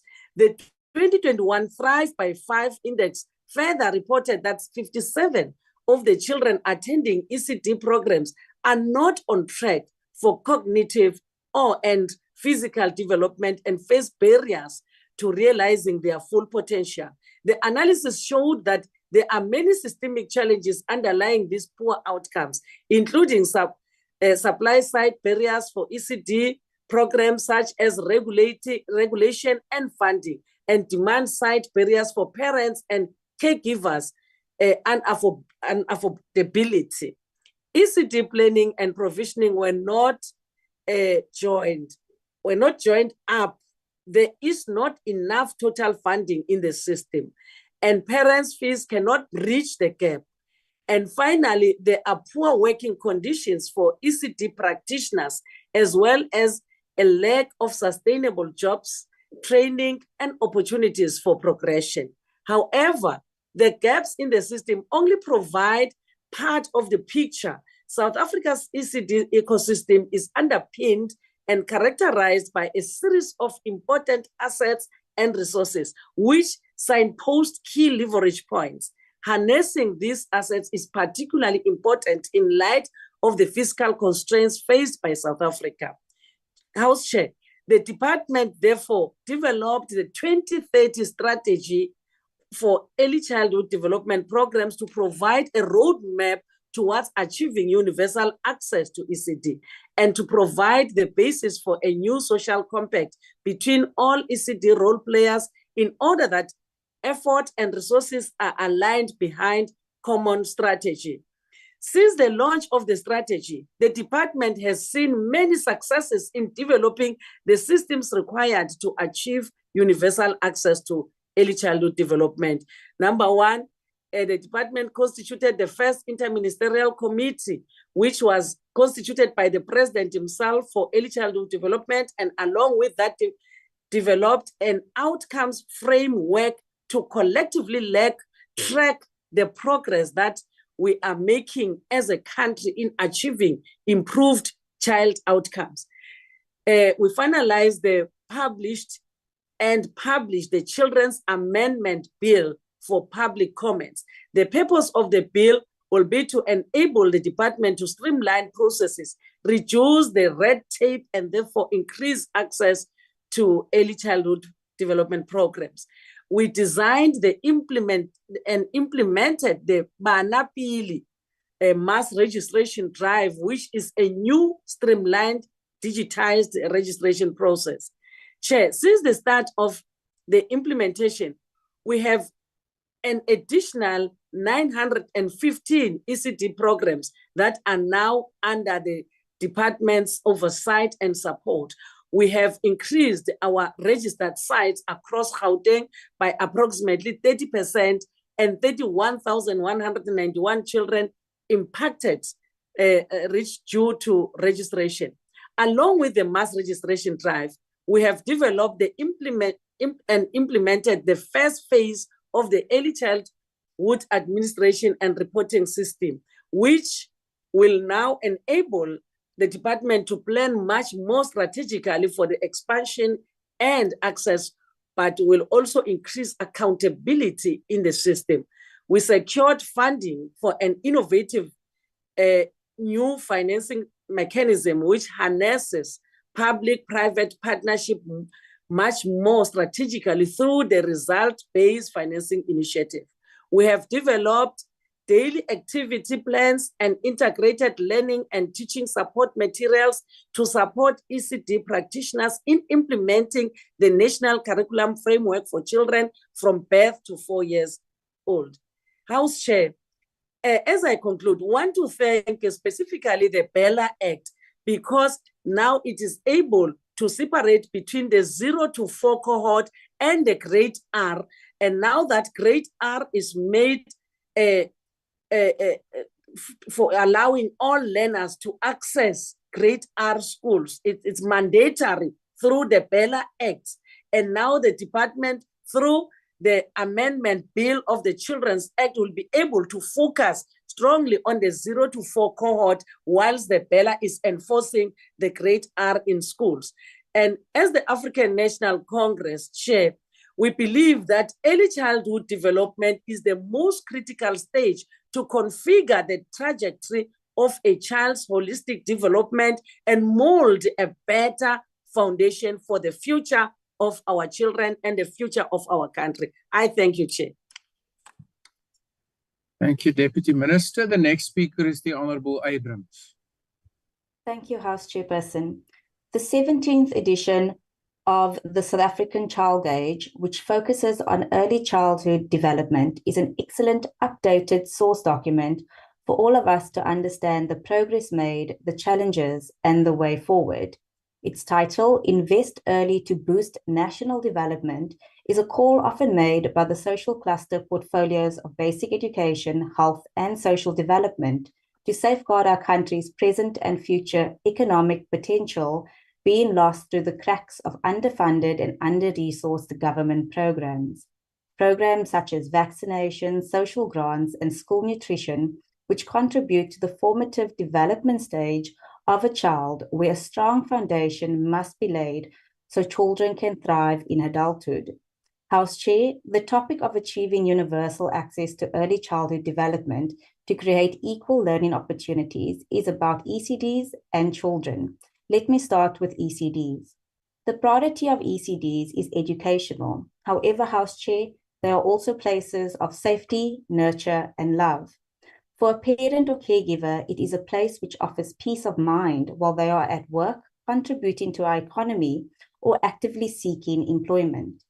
The Department of Basic Education's mass registration drive via the Early Childhood Administration and Reporting System, otherwise known as eCares, which is currently live in the Western Cape, Gauteng, and Free State provinces, is an important exercise to establish the number of registered, conditionally registered, and unregistered ECDs, numbers which change consistently, especially in the category of unregistered ECDs. Registering via the eCares portal does not automatically mean the ECD is registered, nor does it guarantee government funding. Minimum norms and standards are still required for compliance. The bronze, silver, and gold phased registration approach carried over from the Department of Social Development still applies. ECDs should not dread this process, because the more registered ECDs DBE has on record, the more bargaining power it has to motivate the Treasury for an increased budget so that more ECDs can benefit for funding opportunities. And more importantly, the department can motivate to increase the measly subsidy of 17 Rand per child per day. House Chair, 17 Rand per child per day is an indictment on the South African government. This subsidy has not been adjusted for inflation for years, despite numerous increases in the cost of living. 6.80 Rand is ring-fenced for food for the child. This is grossly insufficient to provide nutritious meals. Eating pap 3 times a day has no nutritional value. This 17 Rand must still cover salaries, stationery, utilities, and other operational costs. ECDs face an uphill battle at municipal level to obtain various compliance certificates, such as occupational health and safety, fire, zoning, and approved building plans. It is a nightmare for not only the ECD sector, but the entire NGO sector, which can take not weeks nor months, but years to accomplish and cost hundreds of thousands of rand, which the sector does not have. Which brings me to my next point. The one-size-fits-all ECD registration approach does not work. An ECD in an informal settlement, which may charge between 20 or 50 Rand in fees, will never be completely compliant, not because they don't want to, but because they don't have the physical space nor money, and thus will remain locked out of not only government funding, but private and international donations as well. The bureaucratic red tape and dysfunctional municipalities should not burden ECDs and the children in their care. COCTA has to be engaged to address these municipal shortcomings. Chairperson, the lack of funding, often due to provinces failing to pay their subsidies on time or in full, can result in temporary or permanent closure of ECDs, which has a ripple effect on the entire value chain of ECDs. Currently, hundreds of ECDs in KZN have not been paid their subsidies, and once again, the sector has had to resort to legal action to force the KZN Department of Basic Education to comply. This is unacceptable, House Chair. The non-payment of ECDs is not new, but a serious matter which some provincial governments just can't seem to get right, which is why the NGO sector has repeatedly called for ring-fencing of allocated funds to ensure that funds don't mysteriously disappear and children left hungry. Deputy Minister, the finalization of the chapter and clauses relating to ECD in the Children's Amendment Bill is important, as it has crucial implications for improving ECD services and the protection of children.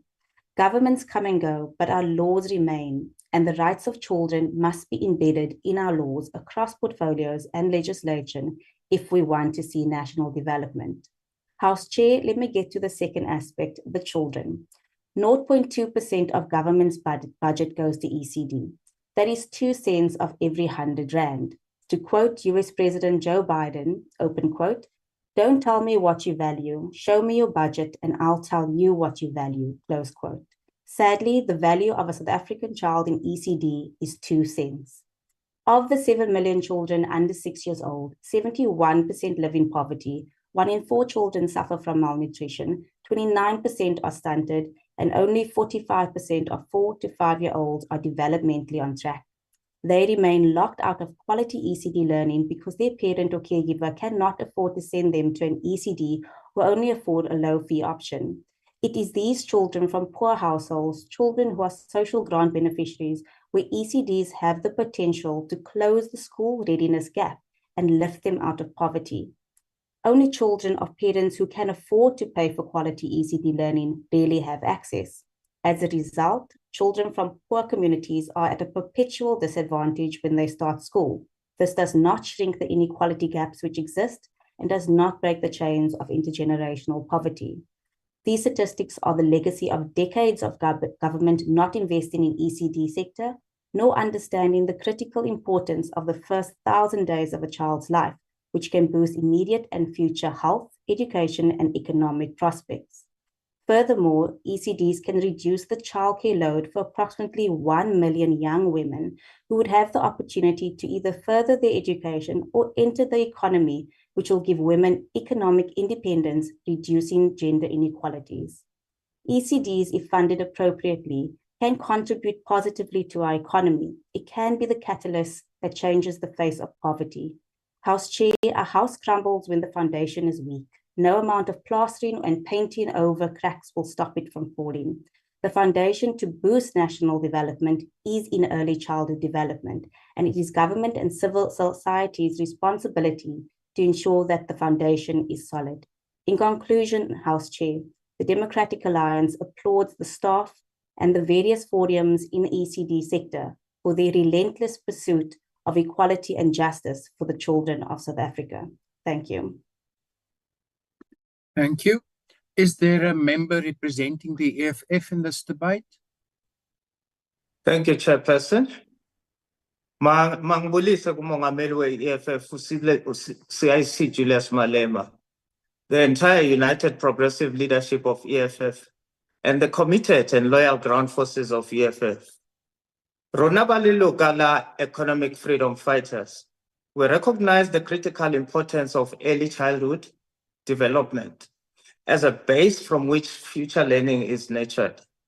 Kungakho-ke siphokophelele ekutheni uhulumeni enze izinhlelo ze-early childhood development to be universal and to make it compulsory for children from the ages of 3 years and upwards to be enrolled in an ECD for free.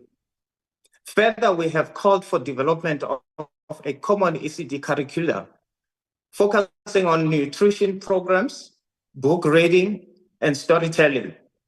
and other land-based activities to enhance children's understanding of their surrounding environment. Because we recognize the critical importance of ECD, we have also called for the full-time employment of all ECD practitioners with full pay and pension contribution by the government.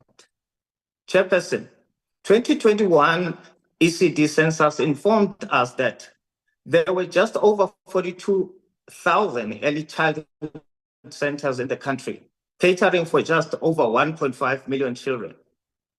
We also know this census that Gauteng has the highest concentration of these centers, and that almost 60% of these centers are in urban areas, compared to the 40% in rural areas. We also know that just over half of ECD practitioners have an ECD qualification at NQF level between 4 to 9. And 27% underwent a relevant skills program. 22% do not have any relevant qualifications. If we contrast these statistics with the number of children in South Africa, we are able to see the real extent of the trouble we are in. Statistics South Africa reports that about 43% of youngsters aged between 0 and 6 do not attend any education institution in this country, and that rural provinces in particular have an almost non-existing ECD sector. State SSA also informs us that while children aged between 0 and 6 were most likely to attend education institutions compared to the Black children, and that is 73% of white children compared to the 56.6% of Black children. There is a direct correlation of attendance of ECD with the income status of families. Those depending on grants and households that generally have low income are more likely not to send their children to ECD centers, while those who are relatively well off are able to provide their kids with this necessary early life intervention. For these reasons, Chairperson, the role of the state cannot be overemphasized. We need government, particularly in rural provinces, to step up the provision of early childhood development to everyone in society. We cannot continue to have access to life-changing programs and institutions determined by race and class, 30 years after the attainment of our freedom. We have previously proposed here that there must be a deliberate plan to train an additional 40,000 ECD practitioners by 2027, with a minimum of 50% being women and the youth. These must be concentrated in rural provinces such as Limpopo, KZN, Eastern Cape, Northwest, where the need is currently more acute. Lastly, Chairperson, we welcome the transition of ECD function from social development to basic education. It makes sense at a conceptual level. There must be concomitant resources deployed to support the department to fulfill this critical function, both financially and in terms of human resources. The Economic Freedom Fighters therefore believes the future of the country depends on our ability to establish a nurturing environment to our kids from a very young age. Thank you, Chair. Thank you, Honorable Mtetwa. The next speaker is the Honorable Dhlomo. Thank you very much, Honorable Chairperson. I greet you, and I wish not to use my camera so that I enhance the quality of the audio. Honorable Chairperson, I just wish to start with this one, that the migration of the ECD from social development to basic education, as the Deputy Minister alluded to, is a grand idea. However, one has to underline this one. We need to have this funded. It does not matter to take them, to migrate them. from social development and you put them in basic education, if that is not going to be funded, it's like dumping them. But Honorable Chairperson, as the IFP, we firmly believe that ensuring every child has access to quality early child education is not merely policy choice, it's a moral responsibility and a vital investment in our nation's future. Research supports the idea that early years of child's life are critical for cognitive, emotional, and social development. And according to World Bank, children who participate in quality early childhood development programs are more likely to succeed academically, socially, and economically throughout their lives. Early interventions can reduce the disparities that stem from socioeconomic factors and ensure that all children, regardless of their background, have a fair chance to succeed. However, in South Africa, significant disparities exist in access to ECD services.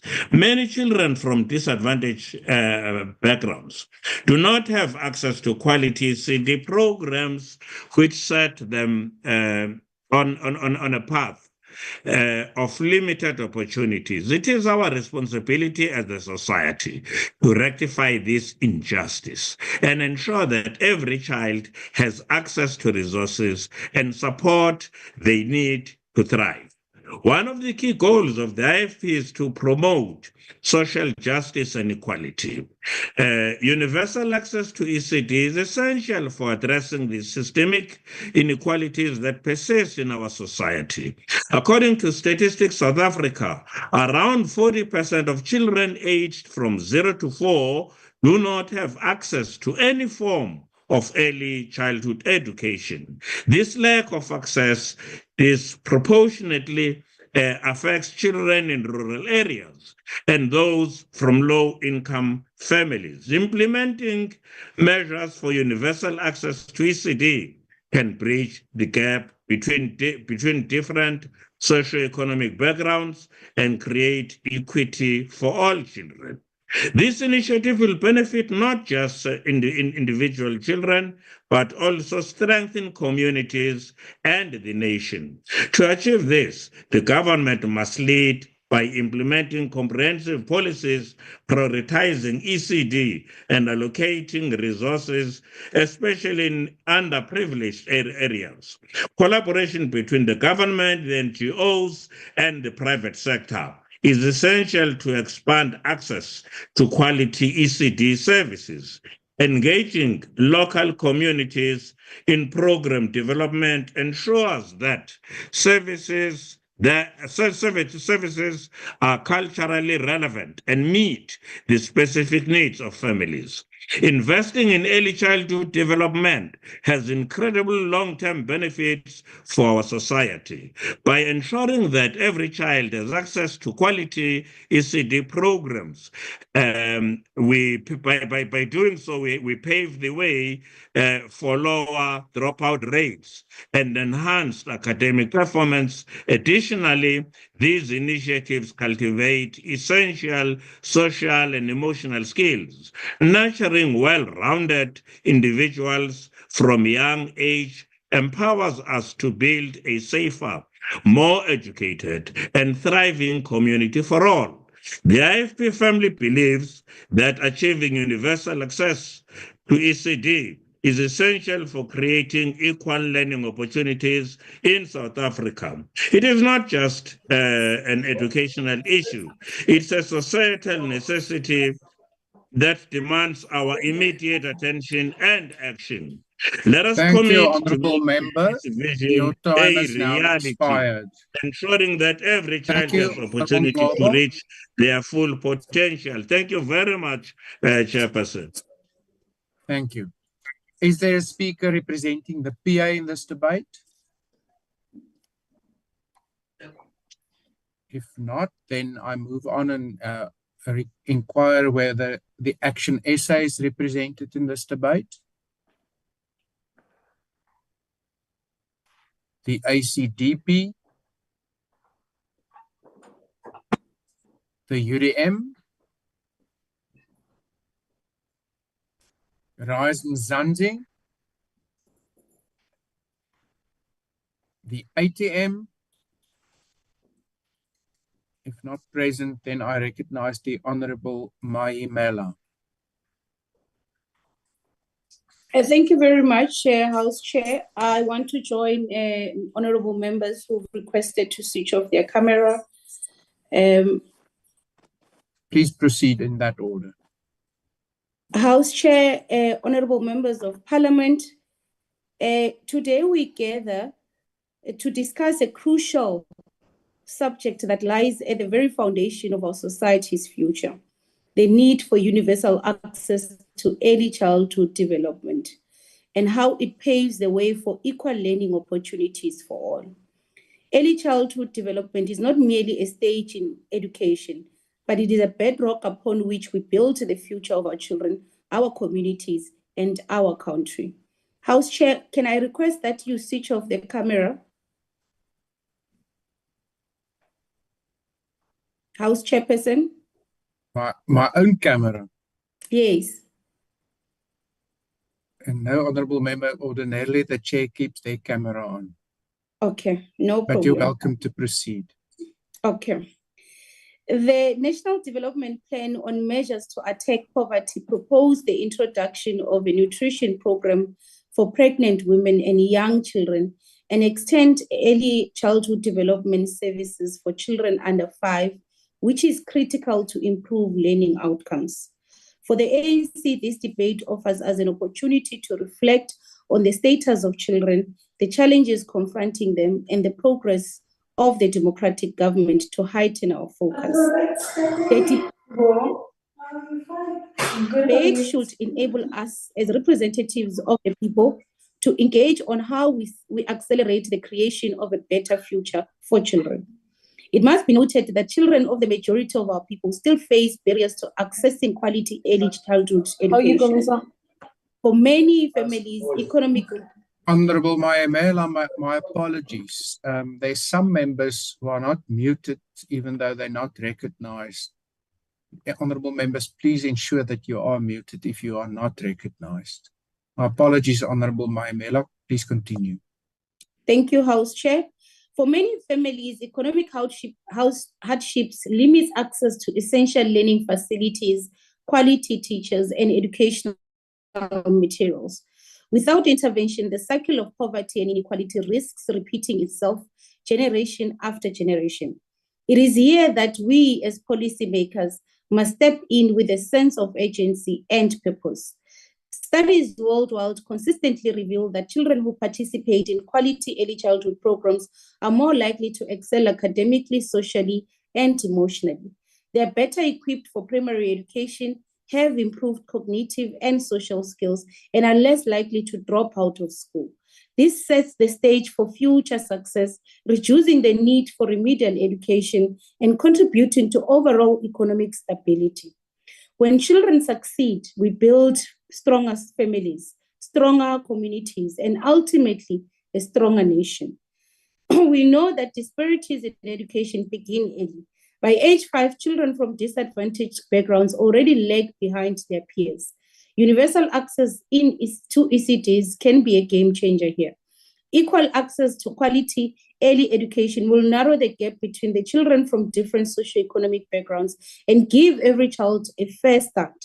Achieving universal access will require bold policy choices, targeted interventions, and unwavering commitment. Achieving universal access to early childhood development in South Africa by 2030 is a key objective outlined in the NDP and the National Integrated Early Childhood Development Policy of 2015. The Department of Basic Education has developed a comprehensive strategy to realize this goal, focusing on several critical measures. We note that the department aims to increase the availability of diverse ECD programs, including early learning centers, playgroups, and home-based care, to ensure that all children, especially those in marginalized communities, have access to quality early learning opportunities. The Department of Social Development had a Vangasali campaign for all early learning centers to be registered to ensure sufficient support for the children in line with the President's call. This gap in supporting ECD requires the focus of the nation, communities, families, political organizations, civil society, and religious organizations to join hands with stakeholders in the early learning childhood sector to ensure all children get the opportunity to free their potential. Implementing a robust quality assurance and support system is essential to maintain high standards across ECD services. This includes developing clear guidelines, providing ongoing support to ECD practitioners, and conducting regular assessments to monitor and improve program quality. The heart of effective ECD lies in the hands of capable educators. We must offer comprehensive training programs, building a capable workforce through accredited training programs, continuous professional development, and support mechanisms to ensure practitioners can deliver quality education and care. This will include ensuring competitive salaries to attract and retain qualified professionals, investing in their ongoing development to ensure our youngest learners receive the care and education they deserve. Securing adequate and sustainable funding is vital for the expansion and maintenance of ECD services. The Department of Basic Education strategy includes exploring various financing mechanisms, including public-private partnerships to mobilize resources effectively.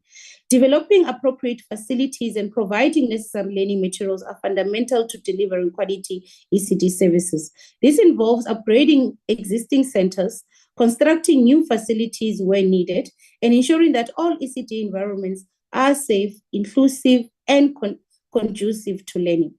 Effective implementation requires strong leadership, clear roles, and coordinated efforts amongst various stakeholders, including government departments, non-government organizations, and communities. Establishing robust governance structures and fostering collaboration are key components of the strategy. Recognizing the pivotal role of families and communities in children's development, the strategy promotes parent support programs and community engagement initiatives to empower caregivers and create supportive environments for early learning. Financial barriers prevent many children from accessing ECD programs. Subsidies and financial aid for low-income families can help bridge this gap, making quality early education accessible to all, regardless of economic background. A threat to society is the lack of safety of our children and the risk of children trafficking.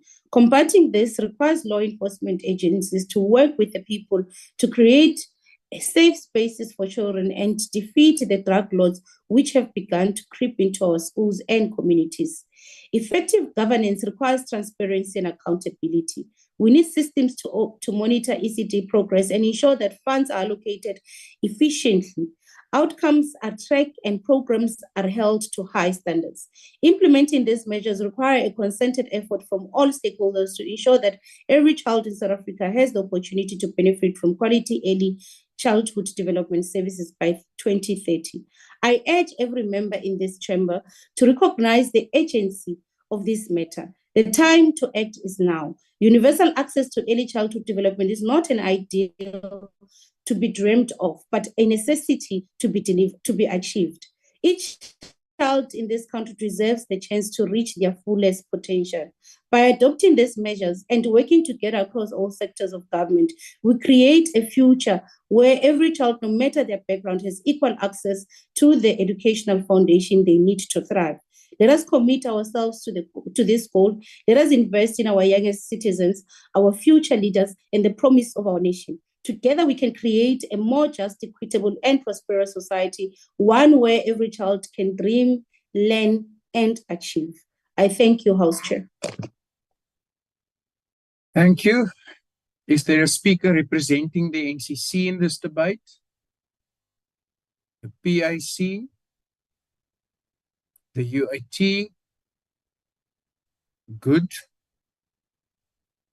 If not, then I recognize the Honourable Danner as the next speaker. Thank you, House Chair. Honourable House Chair, the importance of early childhood development cannot be overemphasized. The most important development of a child's brain happens within the first 5 years of life. which means that early childhood development lays the foundation for a child's future development and success. The ECD sector, therefore, needs to be prioritized, capacitated, expanded, and empowered. It has always been the position of the FF Plus that equal opportunities should be created for one and all in South Africa and not equal outcomes. And that starts with early childhood development. So each child can be placed on equal footing with another for future learning, development, and ultimately to become contributing adults to our society. Early childhood development, however, is not only limited to ECD centers. Yes, ECD centers play a very important role in the development of children, often not only for teaching and learning, but many of these centers and these caretakers play a pivotal role in making sure children are fed, healthy, safe, nurtured, and even loved. That is why these ECD centers and practitioners should be capacitated, supported, assisted, and empowered. But early childhood development includes other very important factors that play a most important role in a child's development, such as maternal, newborn, and child health services, nutritional support, support for primary caregivers, social services and protection, and then quality care and education programs. Measures to achieve universal access to early childhood development should also include the prioritization of at-risk children, such as children over the age, or under the age rather, of 3 years, and children with disabilities. Our health services should be strengthened, especially services to pregnant women and children during the first 1,000 days of life. Necessities such as clean drinking water, sanitation, and proper nutrition play a very important role in the health and development of children. Malnutrition, therefore, should be addressed, and finally, ECD programs must be expanded, especially in underserved and rural communities, while ECD practitioners are trained and supported throughout. Chairperson, there's much to be done. This is once again an issue that must be tackled from various angles by various departments and entities: education, health, social services, and local government, amongst others. We will have to work together to ensure that early childhood development in South Africa is prioritized for the benefit of all of our children. I close with the profoundly true words of Nelson Mandela. There can be no keener revelation of a society's soul than the way in which it treats its children. Let's do it right. I thank you. Thank you. The next speaker is the Honorable Jordan. House Chairperson, similar to the former speaker, I'm starting with the words of Nelson Mandela, who said that education is the great engine of personal development. It is through education that the daughter of a peasant can become a doctor, that the son of a mine worker can become the head of a mine, that a child of farm workers can become the president of a great nation. Chair, early childhood development is imperative. Well-documented research indicate that speech and language development is at its peak throughout the first 3 years of life, and that regularly engaging in conversation, singing, and reading with young children from birth improves brain growth. So much so that reading one book a day to a child will increase the words they hear by 290,000 by age 5, compared to children who do not regularly read. Young children whose caregivers read them 5 books a day enter grade R having heard approximately 1.4 million more words than children who have never been read to. Education in early stages of a child's development presents an opportunity to give young children a head start in cementing language skills that later translate to reading and writing, a critical foundation to literacy and numeracy. In the current context, where 81% of grade 4 learners in the country are unable to read for meaning, this opportunity cannot slip away and is crucial in preparing children for school and beyond. This critical stage in the life of a learner has the potential to foster independence and a love of learning. It's a period in which a child is able to develop social, emotional, cognitive, and physical skills that lay the foundation for success or failure later in life. One moment upon the other, developing little brains form more than 1 million neural connections each second, and growing bodies change. The reality is that a range of social and economic disparities result in a majority of South African children facing many adversities in their lifetime, locked into hunger and poverty as a result of decades of government neglect. As Parliament, we have a collective responsibility to invest in these children, the future of our country. Studies show that universal access to quality education has led to reduced educational disparities and holds long-term benefits in academic performance and overall well-being of learners in ECD in countries such as Sweden, Finland, Japan, and New Zealand. In the South African context, a focus in enhancing the quality of education where this is compromised, zooming particularly into rural and poor communities, is essential and should be placed at the center of the rights of access to education for South African children. Disparities in the quality of early childhood education in our country appear to also stem from a lack of norms and standards for ECD teaching and management. The activities and developmental milestones of young children should be tracked and measured holistically, and accountability in the management of ECD centers and ECD educational profession must be maintained. For this reason, developing a national network of ECD centers is an essential undertaking, as it has the potential and intention to professionalize and equip ECD centers with much needed resources. Therefore, the expedition of registration of ECD centers must be a key priority.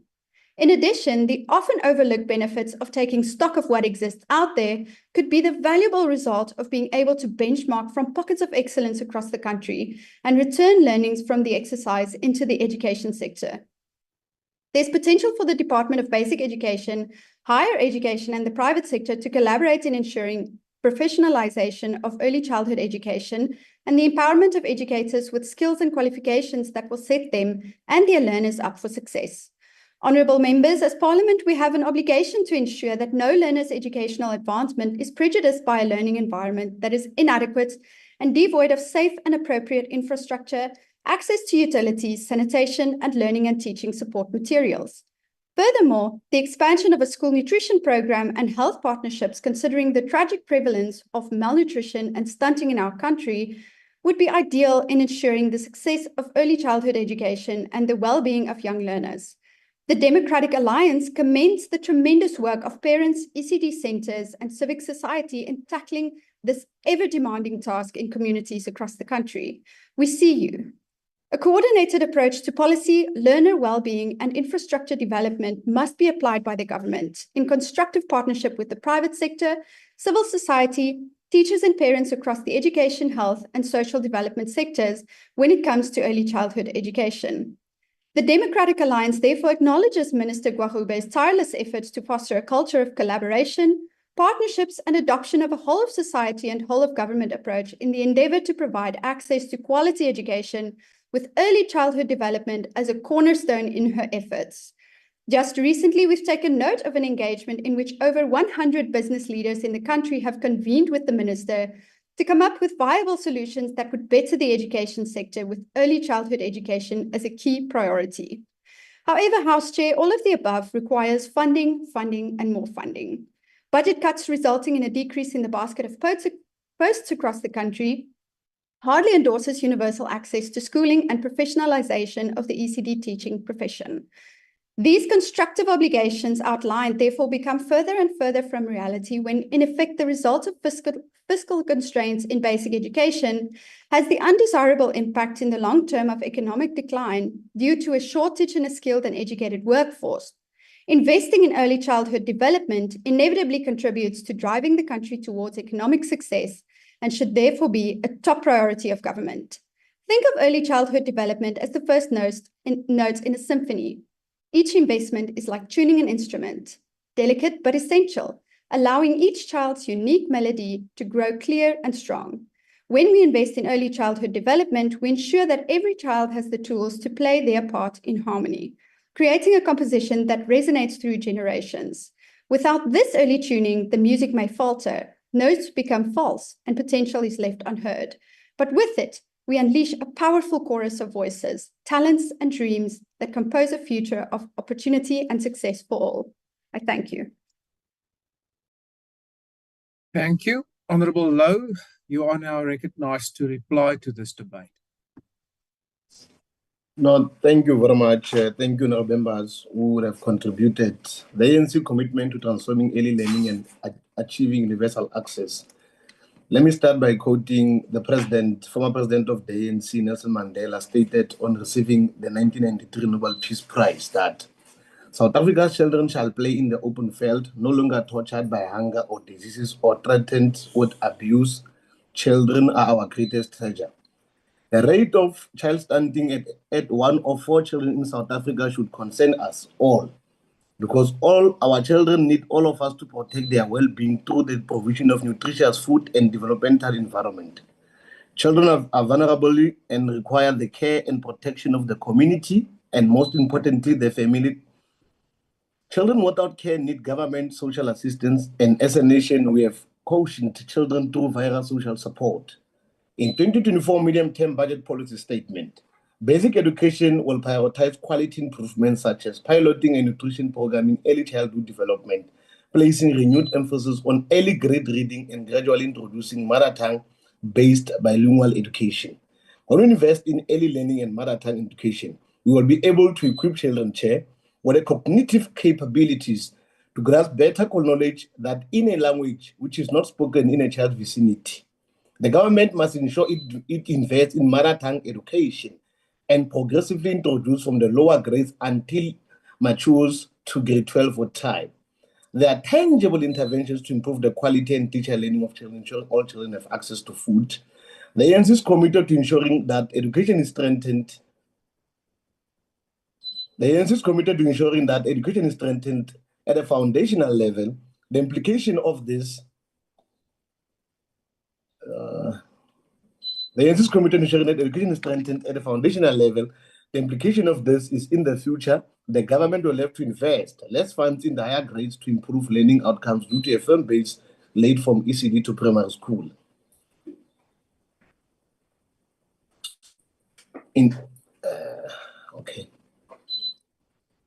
To implement the Bella Act, we'll be taking measures which ensures access and improve the quality of children's preparation for schooling, more robust through compulsory grade R, and taking measures to attain universal access to early childhood development. I call on South Africans to recognize that we all have a duty to protect, empower children, and should not be neglected prior in society. We need to ensure that we raise our children in environments which are not violent, disruptive for the growth of children.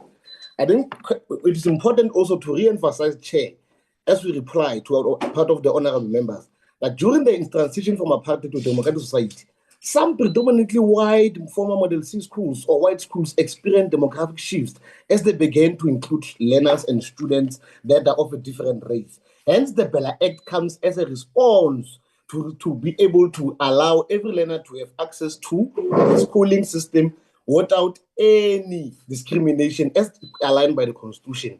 So it is imperative, and I'm happy that majority of our members have agreed with us with regard to Bella Act. In fact, they've summarized Bella Act. But I want to caution the member of the MK. It is imperative as you speak of the policies that have been implemented by the ANC, you must not be specific, you must not be selective and want to quote an individual. The ANC has been advocating for compulsory education. The ANC-led government, through its policies, is the one that has been pushing and making sure that we have access to that and we respond to all issues affecting our learners. Let's not want to come and write our own history. It's not correct. You are misleading the nation. It is imperative that we agree and acknowledge. In as much as we criticize the ANC on its negativities, acknowledge its achievements and acknowledge that it has been doing better. And it has brought an act that is going to respond to access to education and is going to increase, because for 90 to 98% to 80% of our learners have access to nutritional programs that is breakfast, lunch, and is responding to the socio-economic demands that is seeking that we are able to respond to the needs of our kids. Thank you, Chair. Thank you, Honorable Low. Honorable members, that concludes this debate in the business of this virtual mini-plenary. The mini-plenary will now rise.